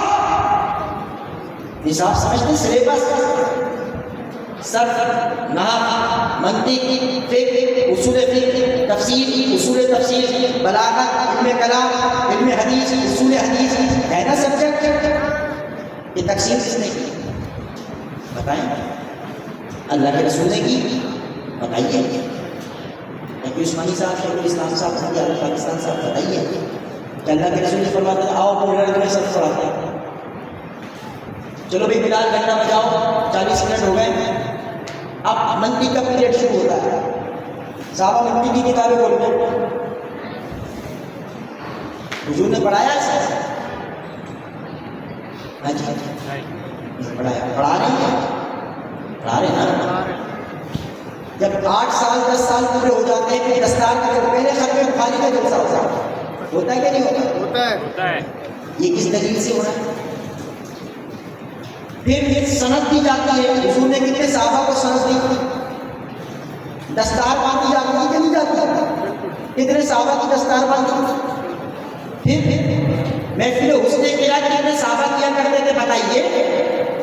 سیرت کانفرنس کتنے صحابہ نے کی؟ یہ جو آپ کا کراچی میں اجتماع ہوتا ہے, کیا دور رسالت میں اس اجتماع کی کوئی دلیل ملتی ہے؟ شب جمعہ کی کوئی دلیل ہے؟ کہ یہ سہروزہ کی کوئی دلیل ہے؟ یہ سب کام کر رہے ہیں یا نہیں کر رہے ہیں؟ آپ نہیں کر رہے ہیں, پتہ ہے نا آپ کو یہ بات ہے. یہ سب کر رہے ہیں, لیکن ان کا پورا, ان میں سے کوئی ایک چیز بھی ایسی نہیں کہ یہ حضور کے دور سے بھی خاصا, صحابہ کے دور سے بھی خاصا, لیکن پھر بھی کر رہے ہیں نا. یہ احداث کا دین نہیں, یہ دین میں اضافہ نہیں. لیکن کہتے ہیں یہ دین میں اضافہ نہیں, یہ احداث کس دین نہیں ہے. تو پھر کیا ہے؟ بولے یہ احداث للدین ہے, یہ دین میں اضافہ نہیں ہے, یہ دین کے لیے اضافہ ہے. دیکھو میرے ساتھ خدا کا کچھ شرم ہوتی ہے, کچھ حیا ہوتا ہے, لیکن آپ کو کیا پتا کہ یہ کیا ہوتا ہے؟ آپ کو کیا پتا یہ کیا ہوتا ہے؟ یہ سارے کام آپ کہتے ہیں یہ احداث کس دین نہیں ہے, یہ احداث صرف دین ہے, یہ دین میں اضافہ نہیں بلکہ یہ دین کے لیے کیا جا رہا ہے. ہم نے کہا میلاد بھی دین میں اضافہ نہیں بلکہ آپ کے نزدیک مولوی صاحب دین ہے کیا؟ آپ کے نزدیک دین کی ڈیفینیشن کیا ہے وہ آپ بتائیں گے جب بتائیں گے, لیکن ہم احمد رضا کے ماننے والے بتاتے ہیں ہمارے نزدیک دین کیا ہے. ہمارے نزدیک دین یہ ہے کہ جو مصطفیٰ کہہ دے وہ دین ہے, جو مصطفیٰ کر کے دکھا دے وہ دین ہے. پورا دین جس ذات کے دین گھوم رہا ہے اس ذات کو ذات مصطفیٰ کہتے ہیں.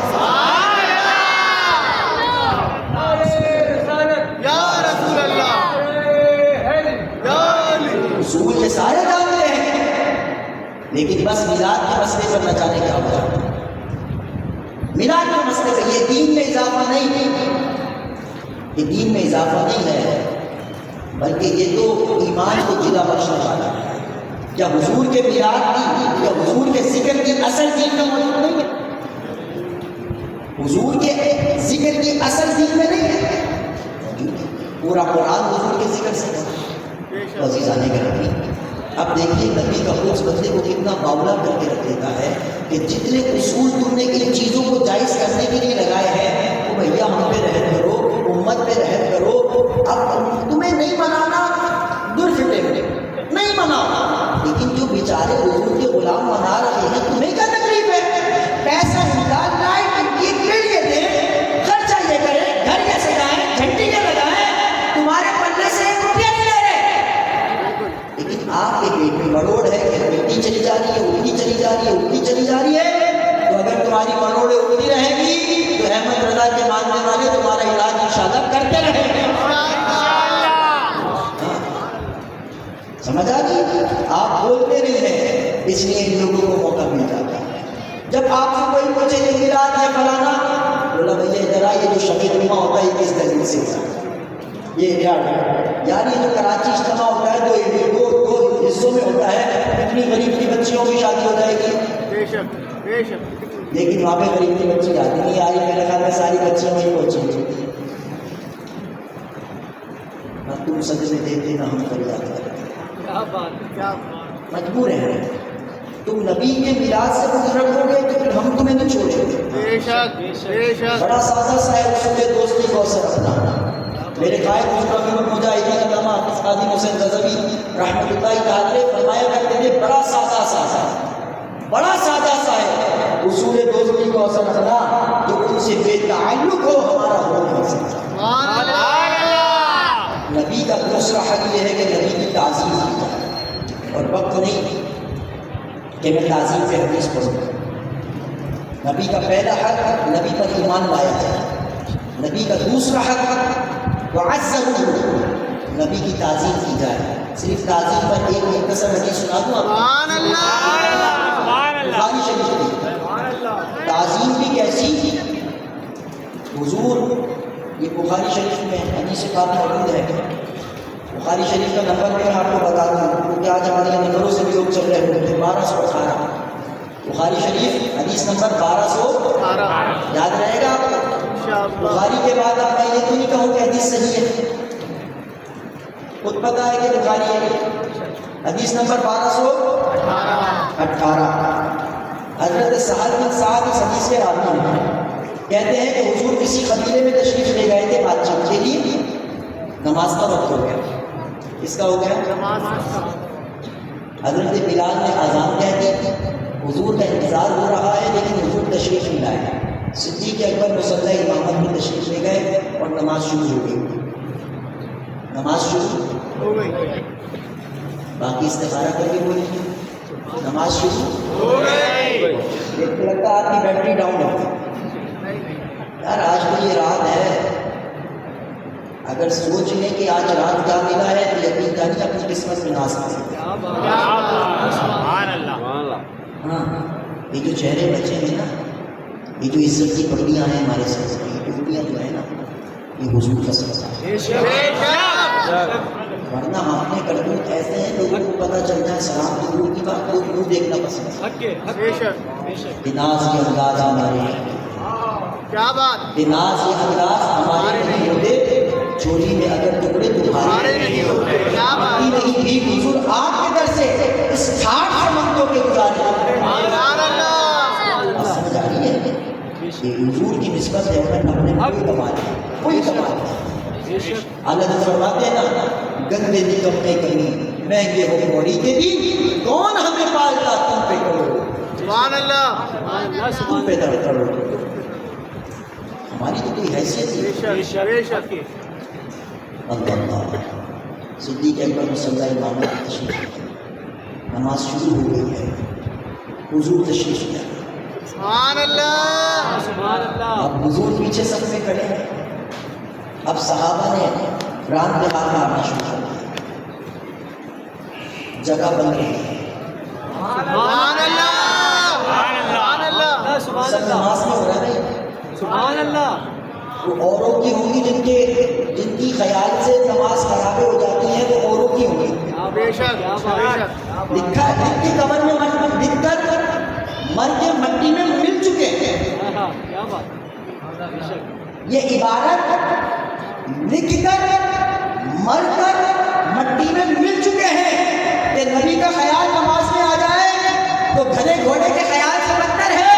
ہم نے کہا یہ تمہاری کھوکھلی عبادتیں ہوگی، تو ہے تیری سوچ پر اور تو ہے تیری اس عبادت پر۔ بالکل بالکل، بے شک، سمجھ آ رہی ہے؟ نماز میں صحابہ جگہ بنا رہے ہیں اور حضور آگے بڑھتے جا رہے ہیں، سبحان اللہ، سب نماز میں ہو رہی ہے، بخاری ہے، سمجھ آ رہی ہے؟ بے شک، حضور پہلی صف سے تشریف لے آتے ہیں، سبحان اللہ، پہلی صف، اب پہلی صف میں جب تشریف لائے آگے کون کھڑا ہے؟ سیدنا ابو بکر صدیق رضی اللہ تعالی، اب حضرت ابو بکر پیچھے آ گئے، کیا بات حضرت ابوبکر پیچھے آ رہے ہیں. سبحان اللہ. فاشار الیہ یامرہ ان یصلی. حضور نے اشارہ بھی کیا تھا. حضور نے اشارہ فرمایا جاری رکھو, پیچھے مت آؤ. حضور نے اشارہ دیا نماز کو جاری رکھو. اللہ, یہ صدیق اکبر ہیں, یہ صدیق اکبر ہیں. مسجد کا نام صدیق اکبر رکھنا اور ہے, صدیق اکبر کا عقیدہ لینا اور ہے, صدیق اکبر کے نام کا چچا کھانا اور ہے, اور صدیق اکبر کی جیسی حضور سے وفاداری نبھانا اور. بات سمجھ آئی؟ کیا بات سبحان اللہ حضور نے اشارہ دیا کنٹینیو رکھو. صدیق اکبر نے تکبیر کہی اور پیچھے آیا, اور حضور مصلی اقامت میں چل کر نماز چھوٹی نہیں ہے. سبحان اللہ. بے شک ہاں, نماز چھوٹی نہیں ہے, اور یہ وہ نصاب ہے جو آخری نماز حضور علیہ السلام کی ظاہری موجودگی میں پڑھی گئی, اس کا بھی یہی انداز ہے. وہ میں کبھی سناؤں گا, لیکن یہ پوری کر دیں. اللہ اللہ. اب حضور نے جب نماز مکمل ہو گئی, حضور نے فرمایا فقال یا ابا بکر ما منعک ان تصلی الناس حین اشرت الیک. ابو بکر کس چیز نے روکا جب میں نے اشارہ کیا تھا نماز پڑھاؤ تو پھر پیچھے کیوں آئے؟ میں نے تو خود کہا کہ پڑھاؤ نماز. سنیے, حضرت ابو بکر صدیق کہتے ہیں ما کانا ینبغی, اور ایک روایت میں صرف ہے ما کانا ابن ابی قحافہ ان یصلی بین یدی رسول اللہ صلی اللہ علیہ وسلم. حضرت ابو بکر کہتے ہیں حضور ابو قحافہ عثمان کے بیٹے کی کیا اوقات کہ اللہ کے رسول کیا کر رہا. ابو بکر کی کیا اوقات کہ رسول اللہ کے آگے کھڑا ہو. اب مجھے بتاؤ صحابہ کی تعظیم کو کیا سمجھیں گے؟ عام حالت تو عام حالت رہی ہے, صحابہ تو نماز میں بھی نبی کی تعظیم کر رہے ہیں. اور حضور نے یہ نہیں فرمایا میری تعظیم کی, میرا خیال آیا کہ تو اللہ کی حالت خراب ہو گئی. نانا, حضور کا خیال کیوں نہیں آئے گا جب تو کہے گا السلام علیکہ ایھا النبی, تو پھر کیسا مردود تو ہوگا کہ تجھے حضور کا خیال آئے. بلکہ امام غزالی نے تو لکھا کہ جب اس مقام پر پہنچے نماز میں السلام علیکہ ایھا النبی جب پڑھے تو اس خیال سے پڑھا کر کہ حضور کی بارگاہ میں حاضر ہے اور حضور کی بارگاہ میں اسلام سبحان اللہ. وہ تیری ہوگی تو حضور کے خیال سے خراب ہو جاتی ہے. ارے یہاں خیال آ جائے تو نماز کی بھی معراج ہو جاتا ہے.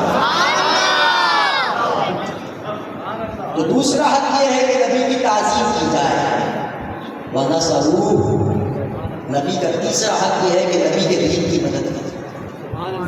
اور نبی کے دین کی مدد تب ہوگی جب ہم دین کے ساتھ کھڑے ہیں. 70 سال تو ہو گئے, کلمے کے نام پر بنا لیا, لیکن خدا را آ جاؤ اس دین کے لیے. نبی جو دین دے کے گئے, ایک دو سوال کر کے آگے بڑھ رہا ہوں, اور خاص ان ساعتوں میں حضور کی ولادت کا تذکرہ کر کے گفتگو کو سمیٹ رہا ہوں. اپنے ایمان سے کچھ جو خانہ خدا میں بیٹھے ہوئے, شب ولادت ہے. یہ رات شاہ مقدس الدین اور دیگر علماء اکابر صلاحہ فرماتے ہیں کہ شب ولادت مصطفیٰ صلی اللہ علیہ وسلم فرمایا یہ شب قدر سے زیادہ افضل ہے. سبحان اللہ. کیسے؟ بولا شب قدر افضل کیوں ہے؟ بولا شب قدر میں قرآن اترا. بولا تو اس میں صاحب قرآن تشریف لائے. سبحان اللہ.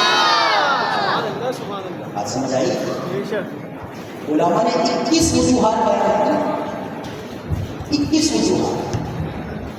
یہ شب ولادت مصطفیٰ شب قدر سے افضل کیوں؟ فرمایا شب قدر افضل ہے کہ قرآن اترا. تو شب ولادت مصطفیٰ تو صاحب قرآن ہے. بے شک. بولا شب قدر میں فرشتے اترتے ہیں, تو شب ولادت مصطفیٰ تو خود آمنہ کے لال آئے. سبحان اللہ.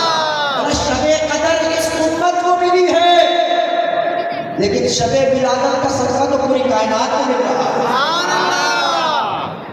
ایسی بابرکت رات میں ایک سوال ہے آپ سے کہ جس نبی کا آپ اور میں میلاد منانے بیٹھے ہیں, ایمان سے بتائیے کہ اس نبی کا دیا ہوا دین کیا کافی نہیں ہے؟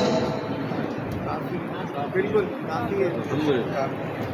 نبی کے دین کے مقابلے میں کسی نظام کی ضرورت ہے؟ نہیں.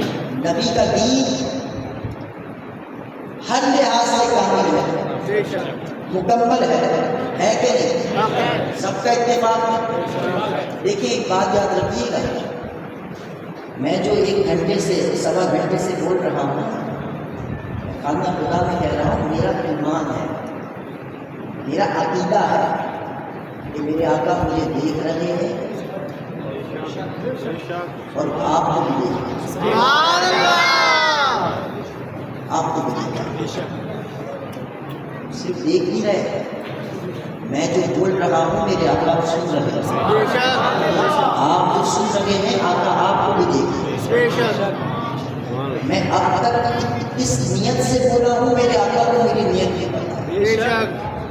آپ نے کس نیت سے سنا ہے، آقا آپ کی نیت کی جائے. بے شک. بے شک. اور میرے قائد حضور امیر المجاہدین علامہ حافظ قادر حسین رضوی رحمۃ اللہ تعالیٰ نے فرمایا کرتے تھے، میری داڑھی چپچی یعنی سفید ہو گئی، میں نے کبھی پڑھا نہیں، کبھی دیکھا نہیں، کسی نے حضور سے 2 نمبر ہی نہیں ہو بچ گیا ہے. اس لیے دوست میں 2 نمبر ہی نہیں کر سکتا، کیونکہ جس کی بات کر رہا ہوں وہ مجھے دیکھ رہا ہے. اور ڈٹتا میں اس لیے بھی نہیں حق بات کہنے میں کہ جن کے دین کی بات کر رہا ہوں، جب 2 دیکھ رہے ہیں تو مجھے کیا پڑھا. میں اپنے گھر کے باہر ایک ٹکا بھی رکھوں نا تو میں سوچنے کا بھی خیال رکھتا ہوں کہ وہ میرے گھر کے باہر بنا ہے. تو پھر مالک اپنے کتوں سے بے خبر نہیں رہتے، لیکن کتا پھر وفادار بھی ہو. بے شک. جس مالک کے ٹکڑے گائے ہیں پھر اس مالک سے وفا نہ کرے تو پھر کتا پھر کتا کیسا ہے. بے تو اس لیے ہمیں کوئی فکر نہیں اور کسی قسم کا کوئی ڈر نہیں، کیونکہ جن کا ہم کام کرتے ہیں نا وہ مالک ہمیں بے آسرا نہیں چھوڑتے. بے شک. ہمارا یقین ہے. اس لیے 2 نمبر ہی ہم نہیں کر سکتے. کوئی کرتا ہے اس کا مسئلہ ہے، ہم نہیں کر سکتے. آپ کو تھوڑی دیر خوش کرنے کے لیے قبر و آخرت گاؤں پہ نہیں لگائی جا سکتی نا. آپ کو خوش کر کے کہ آپ کے مولانا گھما دیا تھوڑی سی حقیقت باتیں کڑوی بھی ہوگی، لیکن آپ کی بھلائی کے لیے کرنی ہے ہماری ذمہ داری. کیا وہ دین اس قابل نہیں ہے کہ اس ملک میں نافذ کر سکے؟ بالکل. پوچھ رہا ہوں آپ سے، بے شک. کیا وہ دین اس قابل نہیں ہے کہ جس ملک کو میرے اور آپ کے بزرگوں نے اسی نبی کے کلمے کے نام پر لیا، کیا وہ ملک وہ دین اس قابل نہیں کہ اس ملک کا نظام بن سکے؟ کافی ہے. بات کرتے ہیں آپ تو پھر دین کے ساتھ کھڑے کیوں نہیں ہوتے؟ کیوں نہیں کھڑے؟ جب وقت آتا ہے ووٹ دینے کا تو آپ زبان کو دیکھتے ہیں، آپ اپنے مفاد کو دیکھتے ہیں، آپ برادری کو دیکھتے ہیں، آپ دیکھتے ہیں فلاں ہمارے علاقے کا ہے، وہ خدارا ہوش کر. حضور نے فرمایا مومن ایک سراغ سے 2 مرتبہ نہیں ڈسا جاتا. جو تمہیں 70 سال سے ڈس رہے ہیں تم پھر سے ڈسوانے کے لیے تیار. پھر یہ ہونا کیسے؟ اس لیے جتنی ہوشیاری آپ خربوزہ خریدنے میں دکھاتے ہیں،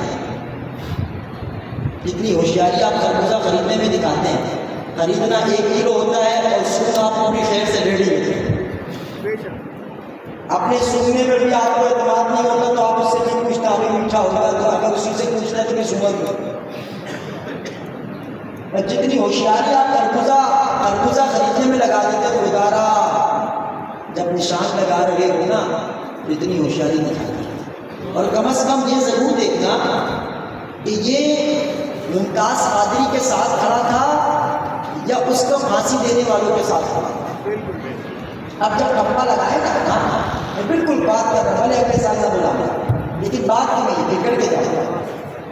ٹھپا لگاتے وقت سوچنا آسیہ کو جب بھگایا جا رہا تھا ملونہ کو، تو یہ کہاں کھڑا تھا؟ بھگانے والوں کے ساتھ کھڑا تھا یا یہ ان کے ساتھ کھڑا تھا جو بھگانے کے خلاف تھا؟ جب ختم نبوت پہ ڈاکہ ڈالا تھا 2017 میں تو یہ کہاں کھڑا تھا؟ جب ٹرانسجینڈر بل آیا تو یہ کب کھڑا تھا؟ جب ٹرانسجینڈر بل آیا تو یہ کہاں کھڑا تھا؟ بس اگر یہ باتیں تجھے یاد رہیں گی نا تو انتخاب کرتے وقت تجھے آسانی رہے گی. جو اپنے دین کا نہیں ہو سکا پھر وہ میرا تیرا بھی نہیں ہو سکا. بالکل بے شک اتنی سی بات ہے, سیدھی سی بات ہے. جو اسمبلیوں میں بیٹھ کر دین کی بات نہیں کر سکے وہ میری تیری بھلائی کی بات کرے. یہ ان کی اپنی عیاشیاں اور شاخرچیاں ہیں. مجھے تجھے زندہ صرف اس لیے رکھا ہے کہ میں اور تو ان کے لیے کمائیں اور یہ ہمارے ٹیکسوں کے پیسوں سے عیاشی کریں. اس لیے جاگ جا بھائی جاگ جا اور اپنا حق ان سے چھین لے. یہ دینے والے نہیں, لیکن دین اتنا مضبوط ہے تو دین کے ساتھ کھڑا ہوگا. دین ان باغڑ بڑھیوں کو خود لگام ڈال گا. دین نے بڑے بڑے سیدھے کیے ہیں, دین نے بڑے بڑے سیدھے کیے ہیں. یہ تو کسی کھیت کی پولی نہیں ہے, لیکن شرط یہ ہے کہ ہم اس دین کے ساتھ کھڑے تو ہوں. ہم تو دین کے ساتھ کھڑے ہونے کو تیار نہیں, دین کو گھر لے جانے کو تیار نہیں. دین تو صرف مسجد میں چلا چلا بس یہی دیکھتے ہیں اچھا ٹھیک ہے یہی رہا, گھر میں کام نہیں رکھ سکتے. کب تک اس دین کے ساتھ آپ یہ کھلواڑ کریں گے؟ کبھی سوچیے گا رات کی بدھائی میں بیٹھ کے کہ رسول اللہ نے اس دین کے لیے پتھر کھائے. رسول اللہ نے اس دین کے لیے پتھر کھائے. رسول اللہ نے اس دین کے لیے اپنے چچا کا کلیجہ دیا. رسول اللہ نے اس دین کے لیے اپنے صحابہ کی قربانی دی. رسول اللہ نے اس دین کے لیے رسول اللہ کے نوازے نے گھر بار قربان کیا. ٹھنڈے دل سے سبھی سوچ لی کہ تو اس دین کے ساتھ کام کرا.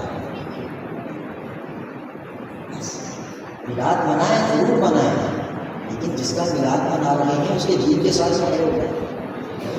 دین کو تو آپ نے اجنبی کر دیا. دین سے اجنبیت کہیں ایسا نہ ہو کہ ہماری قبر و آخرت کو تباہ کر دیں.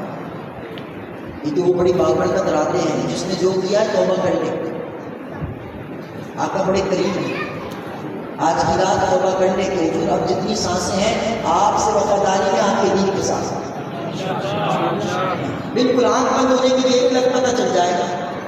جن سے آج وفاداریاں لوگ نبھا رہے ہیں کہ یقین جانو یہ جنازوں میں بھی نہیں آئیں گے, لیکن جن سے وفاداری کی بات میں کر رہا ہوں وہ آمنہ کے لال کی عظمتوں کو تو جانتے ہی نہیں ہے. یہ کریم ہے مسلمان, یہ لکھا ہے ان کے در پر جسے لینے ہو تو عالم وہ امیدوار آئے. آتا ہے فقیروں پر انہیں پیار ہی کچھ ایسا وہ بھیک لیں اور خود کہیں مانگنے کا بھرا. وفا کر کے تو دیکھ حضور کسی کا رکھتے نہیں ہیں. ایک قدم تو بڑا حضور کی عنایت ہے کہ اپنے آغوش کرم میں لے اس لیے عزیزان گرامی قدم بڑھانا پڑے گا. اور اس دین کے لیے جس نے رسول اللہ نے قربانیاں دی, سختیاں اور مظالم برداشت کیے, آج ضرورت ہے اس دین کے ساتھ کھڑے ہو جائیں. حضور کی یہ ولادت صحابی ہے. حضور جب پیدا ہوئے نا یہ چند باتیں بس تاکہ یہ ہمارے ایمان کو جدا بچے. یہ کوئی معمولی ولادت نہیں ہے. یہ ولادت ایسی ہے, اس ولادت کے وقت جو عجائبات اور رونما ہوئے وہ بھی بتا رہے تھے کہ یہ تو عام ہوا, بلکہ حضور کا خود مادر شکم میں آ جانا. سیدہ فرماتی ہے جب حضور میرے شکم میں آیا, بطن میں آیا, تو فرمایا مجھے محسوس ہی نہیں ہوا. دن گزرتے گئے, فرمایا مجھے کوئی گھبراہٹ نہیں. عورتوں کو تو مختلف بیماریاں ہو جاتی ہیں, مختلف وسوسے آتے ہیں, مختلف خواب آتے ہیں. فرمایا نہیں, حضور جب حمل میں جب بغیر تھے تو فرمایا وہ دن ایسے گزرتے کہ مجھے بشارت دینے والے خواب آیا کرتے, بشارتوں والے خواب آیا کرتے. فرمایا جب ولادت کا وقت قریب آیا, میں شاہ عبدالرحمن محدث صدیق رحمۃ اللہ علیہ نے یہ واقعات سارے لکھے ہیں, میں خلاصہ آپ کے سامنے رکھ رہا ہوں. فرماتی جب ولادت کا وقت آیا اور حضور کی مبارک ولادت ہوئی تو فرمایا کہ حضور کی ولادت جب ہوئی تو مجھ سے ایک نور نکلا. خرج منی نور. کون کہہ رہا ہے؟ حضور کی مبارک والدہ فرمایا کائنات میں سیدہ آمنہ سے زیادہ خوش نصیب کوئی نہیں. سیدنا عبداللہ سے زیادہ خوش نصیب کوئی نہیں. یہ وہ خوش نصیب والدین ہیں جنہیں حضور کا والدین ہونا کا شرف میسر آیا. کیسا نور دکھ رہا؟ فرمایا اپنے گھر میں بیٹھ کر میں نے شام کے محلات کو دیکھ لیا.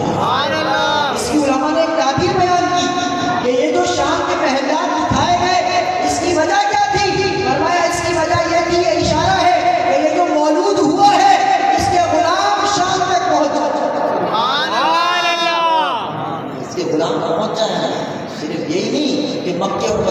بات رہے گی، بلکہ آئی نئی حکومت سکہ نیا چلے گا، آئی نئی حکومت سکہ نیا چلے گا، عالم نے رنگ بدلا صبح شمع ملا۔ سیدہ فرماتی جب حضور تشریف لائے نا تو حضور اس طرح تشریف لائے، جب شکم اتھن سے باہر آئے تو حضور نے سجدہ فرمایا، سبحان اللہ، سجدہ فرمایا، اور گنبشت شہادت جو ہے وہ آسمان کی طرف بلند تھا۔ میرا غور بھی کیجیے، حالت فرماتے نا پہلے سجدے پہ روزی حضرت سے سبحان اللہ، وہی پہلا سجدہ ہے، آتی حضور نے سجدہ فرمایا، اور یہ اسی سجدے کی برکت ہے کہ زمین کو پاک اور صاف فرمایا، سبحان اللہ، مسجد بنا دیا زمین، یہ اسی سجدے پہلے سجدے پہ روزی حضرت سے یادگاری امت علاقوں سے، اور صرف ایک نہیں، آتی سجدہ کیا اور پھر ساری حیات ظاہری اپنی امت کے لیے آپ دعائیں کرتے رہے۔ یہ تو آج امت کی کم نصیبی ہے کہ اپنے نبی سے دور ہوتی چلی جائے۔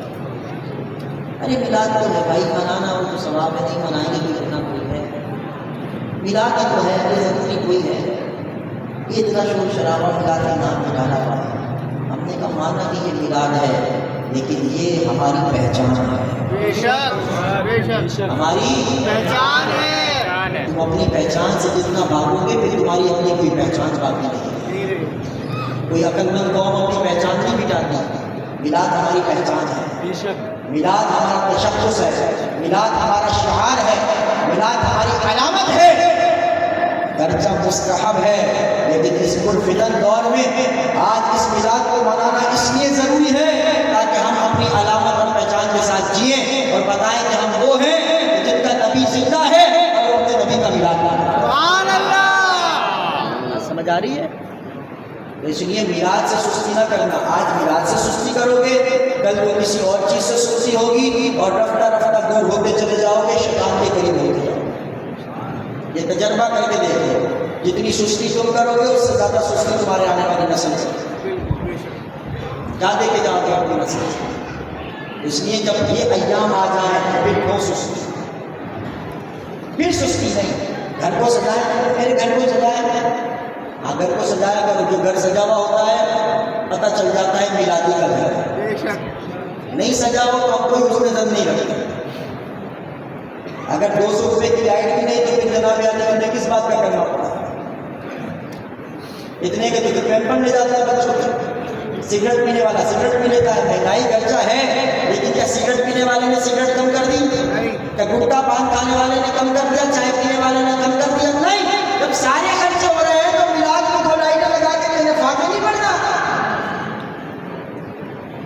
ہماری یہ ساری کٹوتیاں 3 پہ ہوتی ہیں، مہنگائی ہو گئی ہے لہٰذا پہلے 100 روپے ڈالتا تھا مسجد میں 50 روپے ڈالتا، تو نے ساری کٹوتی مسجد سے ہی کرنی ہے، اپنے خرچے کم نہیں کر رہے یار، مہنگائی ہو گئی ہے مسجد کا خرچہ کم کر رہے، ادارہ دین کے ساتھ اپنے سے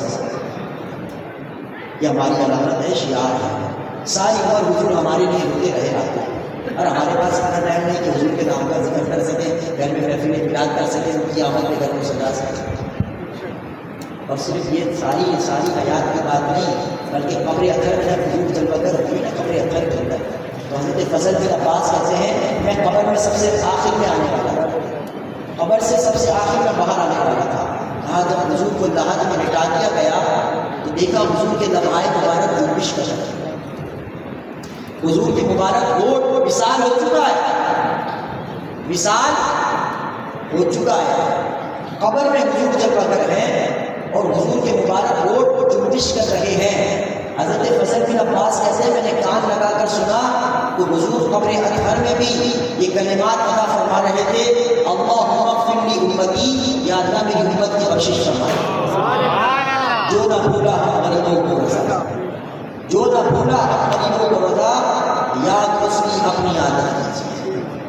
تو حضور اس طرح پیدا ہوئے اور حضور مخدوم پیدا ہوئے، نام بریدہ پیدا ہوئے، اللہ اکبر۔ سیدہ فرماتی ہیں کہ جب حضور کی ولادت کا وقت قریب آیا تو فرمایا میں نے دیکھا کہ جبریل 3 جھنڈے لے کر آیا ہے، یہ سب امام شاہ عبدالحق محدث دہلوی نے لکھا ہے، ماسبت السنہ۔ اور شاہ صاحب کے بارے میں تعارف میں پچھلی نشستوں میں کرا چکا ہوں کہ شاہ صاحب کون ہیں اور شاہ صاحب کا اسٹیٹس کیا ہے۔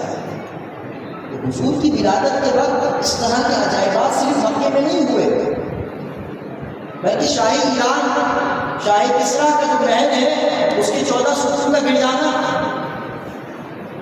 آتش پرستوں کی آگ کا بجھ جانا، یہ علامتیں تھیں کہ جو پیدا ہونے والا ہے وہ بڑی عظمت و کمال ہے، اور انہی کا تذکرہ کرنا اسی کو تو محفل میلاد ہے۔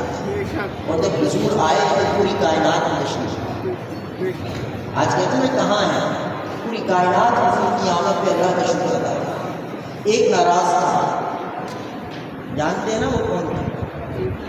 ایک ناراض تھا، چیخ رہا تھا۔ علامہ سہیلی نے لکھا ہے حضور کی جب ولادت ہوئی تو ساری کائنات مسرت سے جھوم رہی ہے، ساری کائنات خوش ہو رہا ہے، حضور آ رہا ہے، بے شک بے شک حضور آ رہا ہے، حضور آ رہا ہے، ساری کائنات مسرور ہے، حضور آ رہا ہے، کیا زمین کیا آسمان ہر طرف چھایا ہوا ہے، حضور آ رہا ہے۔ لیکن ایک رنجیدہ تھا، افسردہ تھا، چیخو پکار کر رہا تھا، جبلے اپنے بیس میں چیخیں مار رہا تھا، سارے چہرے کو جمع ہو کر حضرت صاحب کو کیا ہو گیا، حضرت کیوں رو رہے ہیں، کیوں چیخ رہے ہیں؟ بولا بس آج آخری نبی کی ولادت ہے۔ بولا میں آخری نبی کی ولادت کو روک تو نہیں سکتا، کم از کم احتجاج تو کر سکتا کہ میں اس ولادت سے راضی نہیں، مجھے اس ولادت سے کوئی لینا دینا نہیں۔ روک تو کر سکتا نہیں کہ اللہ نبی پیدا نہ کرے، کم از کم میں احتجاج کو ریکارڈ کرا دوں کہ بھائی ایک میں تھا جس نے جشن نہیں منایا، جس نے خوشی نہیں منائی، جسے نبی کی ولادت میں کوئی خوشی نہیں تھی۔ تو جن کے ابو ناراض تھے آج ان کی اولاد بھی ناراض، بے شک جن کے ابو ناراض تھے اس وقت ان کی آج اولاد بھی ناراض ہے۔ تو اس میں عزیزان گرامی جو اپنے ابا کے پیچھے چل رہے ہیں آپ ان کو چلنے دیجیے، آپ ان سے کیوں بیکار نالج رکھ رہے ہیں؟ آپ خوشیاں منا رہے ہیں، خوشیاں مناتے ہیں، انشاءاللہ۔ اور خوشیاں وقت ہو گیا، صرف 2 باتیں اور کروں گا۔ خوشی منائیں شریعت کے دائرے، آتش بازی یہ نہیں، ڈھول نہیں، مرد عورت میں اخلاق، جوائنٹ بالکل کوئی بھول پٹان حرکتیں میلاد کے نام پر نہیں۔ اب ہوتا کیا ہے، ہوتا یہ ہے آج ہے سوشل میڈیا کا دور، اس طرح کے رنگیلے شکیلے پیر نکل گئے، مطلب جو بندہ آپ کہنے کے گلوکار، اداکار اور ڈانسر تھے اور کسی حادثاتی وجہ سے وہ پیر بن گئے، اب وہ جو اندر کی جو ہیروئن ہے نا وہ پیر صاحب کے اندر جاگ جاتی ہے، وہ جو اندر کی مسرت شاعر ہے وہ پیر صاحب کے اندر بار بار جو ہے نا جاگ جاتا ہے، تو پیر صاحب جو ہے وہ فوراً مسرت شاعر کا روپ ڈھال لیتے ہیں۔ اب جناب عالی ہوتا کیا ہے، ایسے پیر صاحب کی ویڈیو ان کے نامراد مرید بنا رہے ہیں، اس کو پھر ٹک ٹاک پہ اور سوشل میڈیا پہ ڈالتے ہیں، اور اس سے سارے کمینے لوگ اعلیٰ حضرت کے اکاؤنٹ میں چلے جاتے ہیں، بولے یہ بریلویوں کا پیر ہے، ہم نے کہا ہم اسے چپڑاسی نہ رکھیں، کیا بات ہے، ہم اسے اکثر چپڑاسی نہ رکھیں، یہ سارے لوڑے لنگڑے یہ ہمارے کھاتے میں نہیں ہیں۔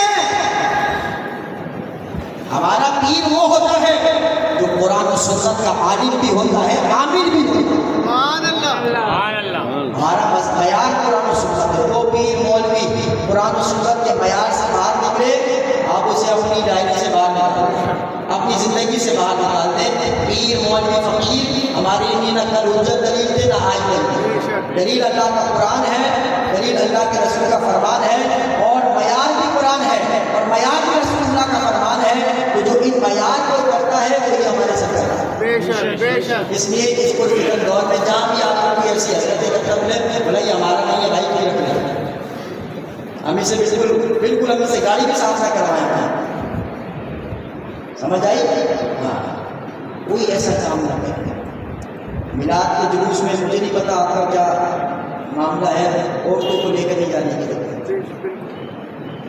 ابھی میلاد کا مہینہ ہے، کچھ نادان عورتوں کا میلاد کریں گے، آپ گھر کی چار دیواری میں کریں،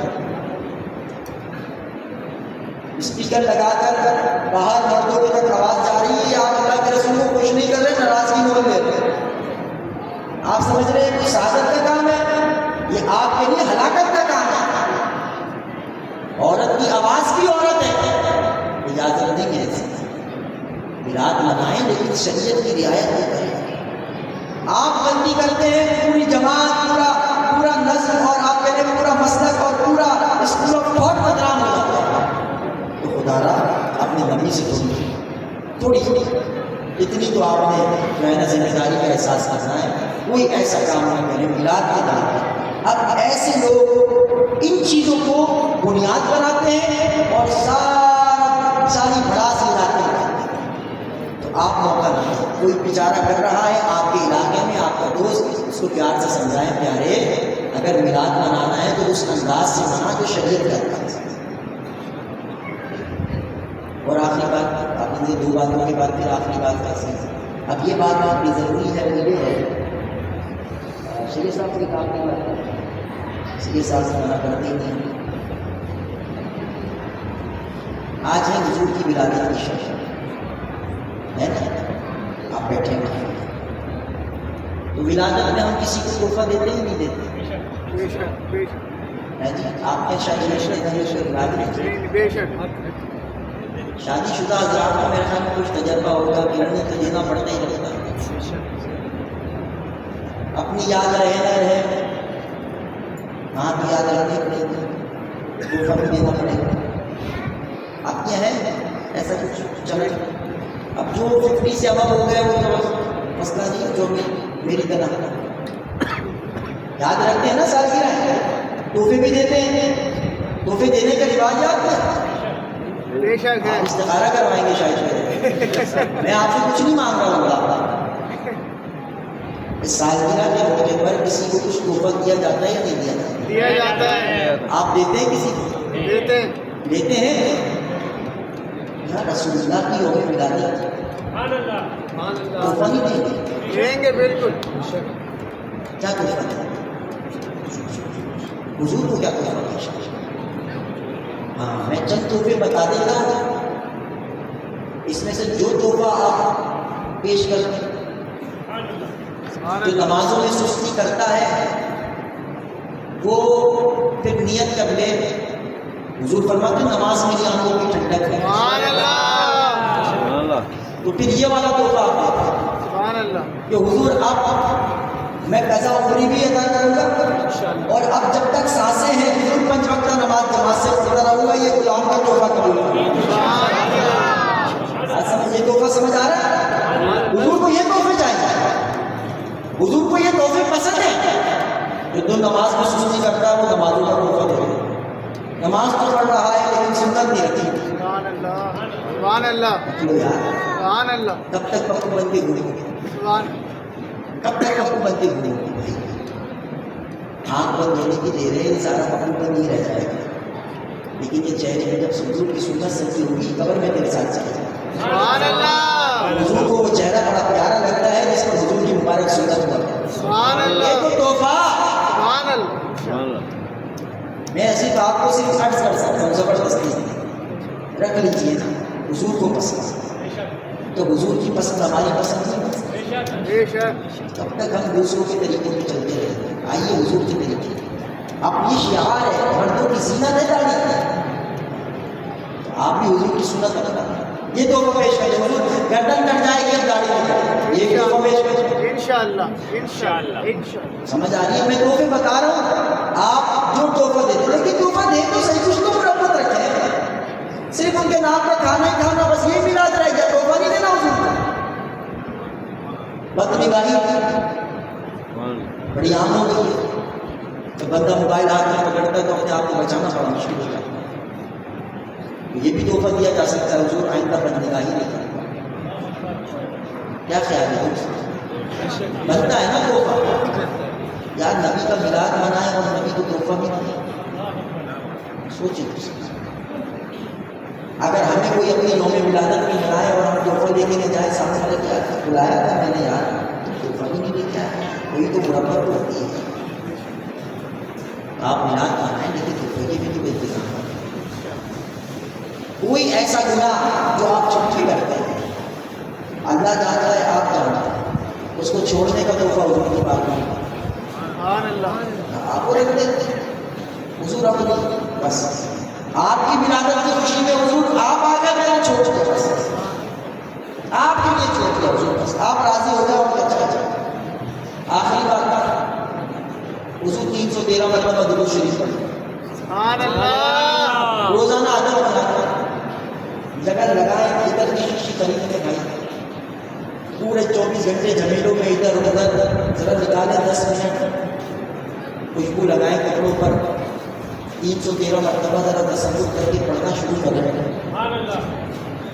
درود پاک در حقیقت حضور سے رابطے کا جو سبب اور ذریعہ ہے کہ جتنا تو درود پڑھتا رہے گا حضور کا قرب ملتا رہے گا. سبحان اللہ. یہ اپنی طرف سے بات نہیں کر رہا, یہ آزمودہ ہے, تجربہ شدہ ہے, مجرب ہے. آپ چاہتے ہیں حضور کے بعد آپ کا قرب, درود سے اپنے رشتے کو چھوڑ دیجیے.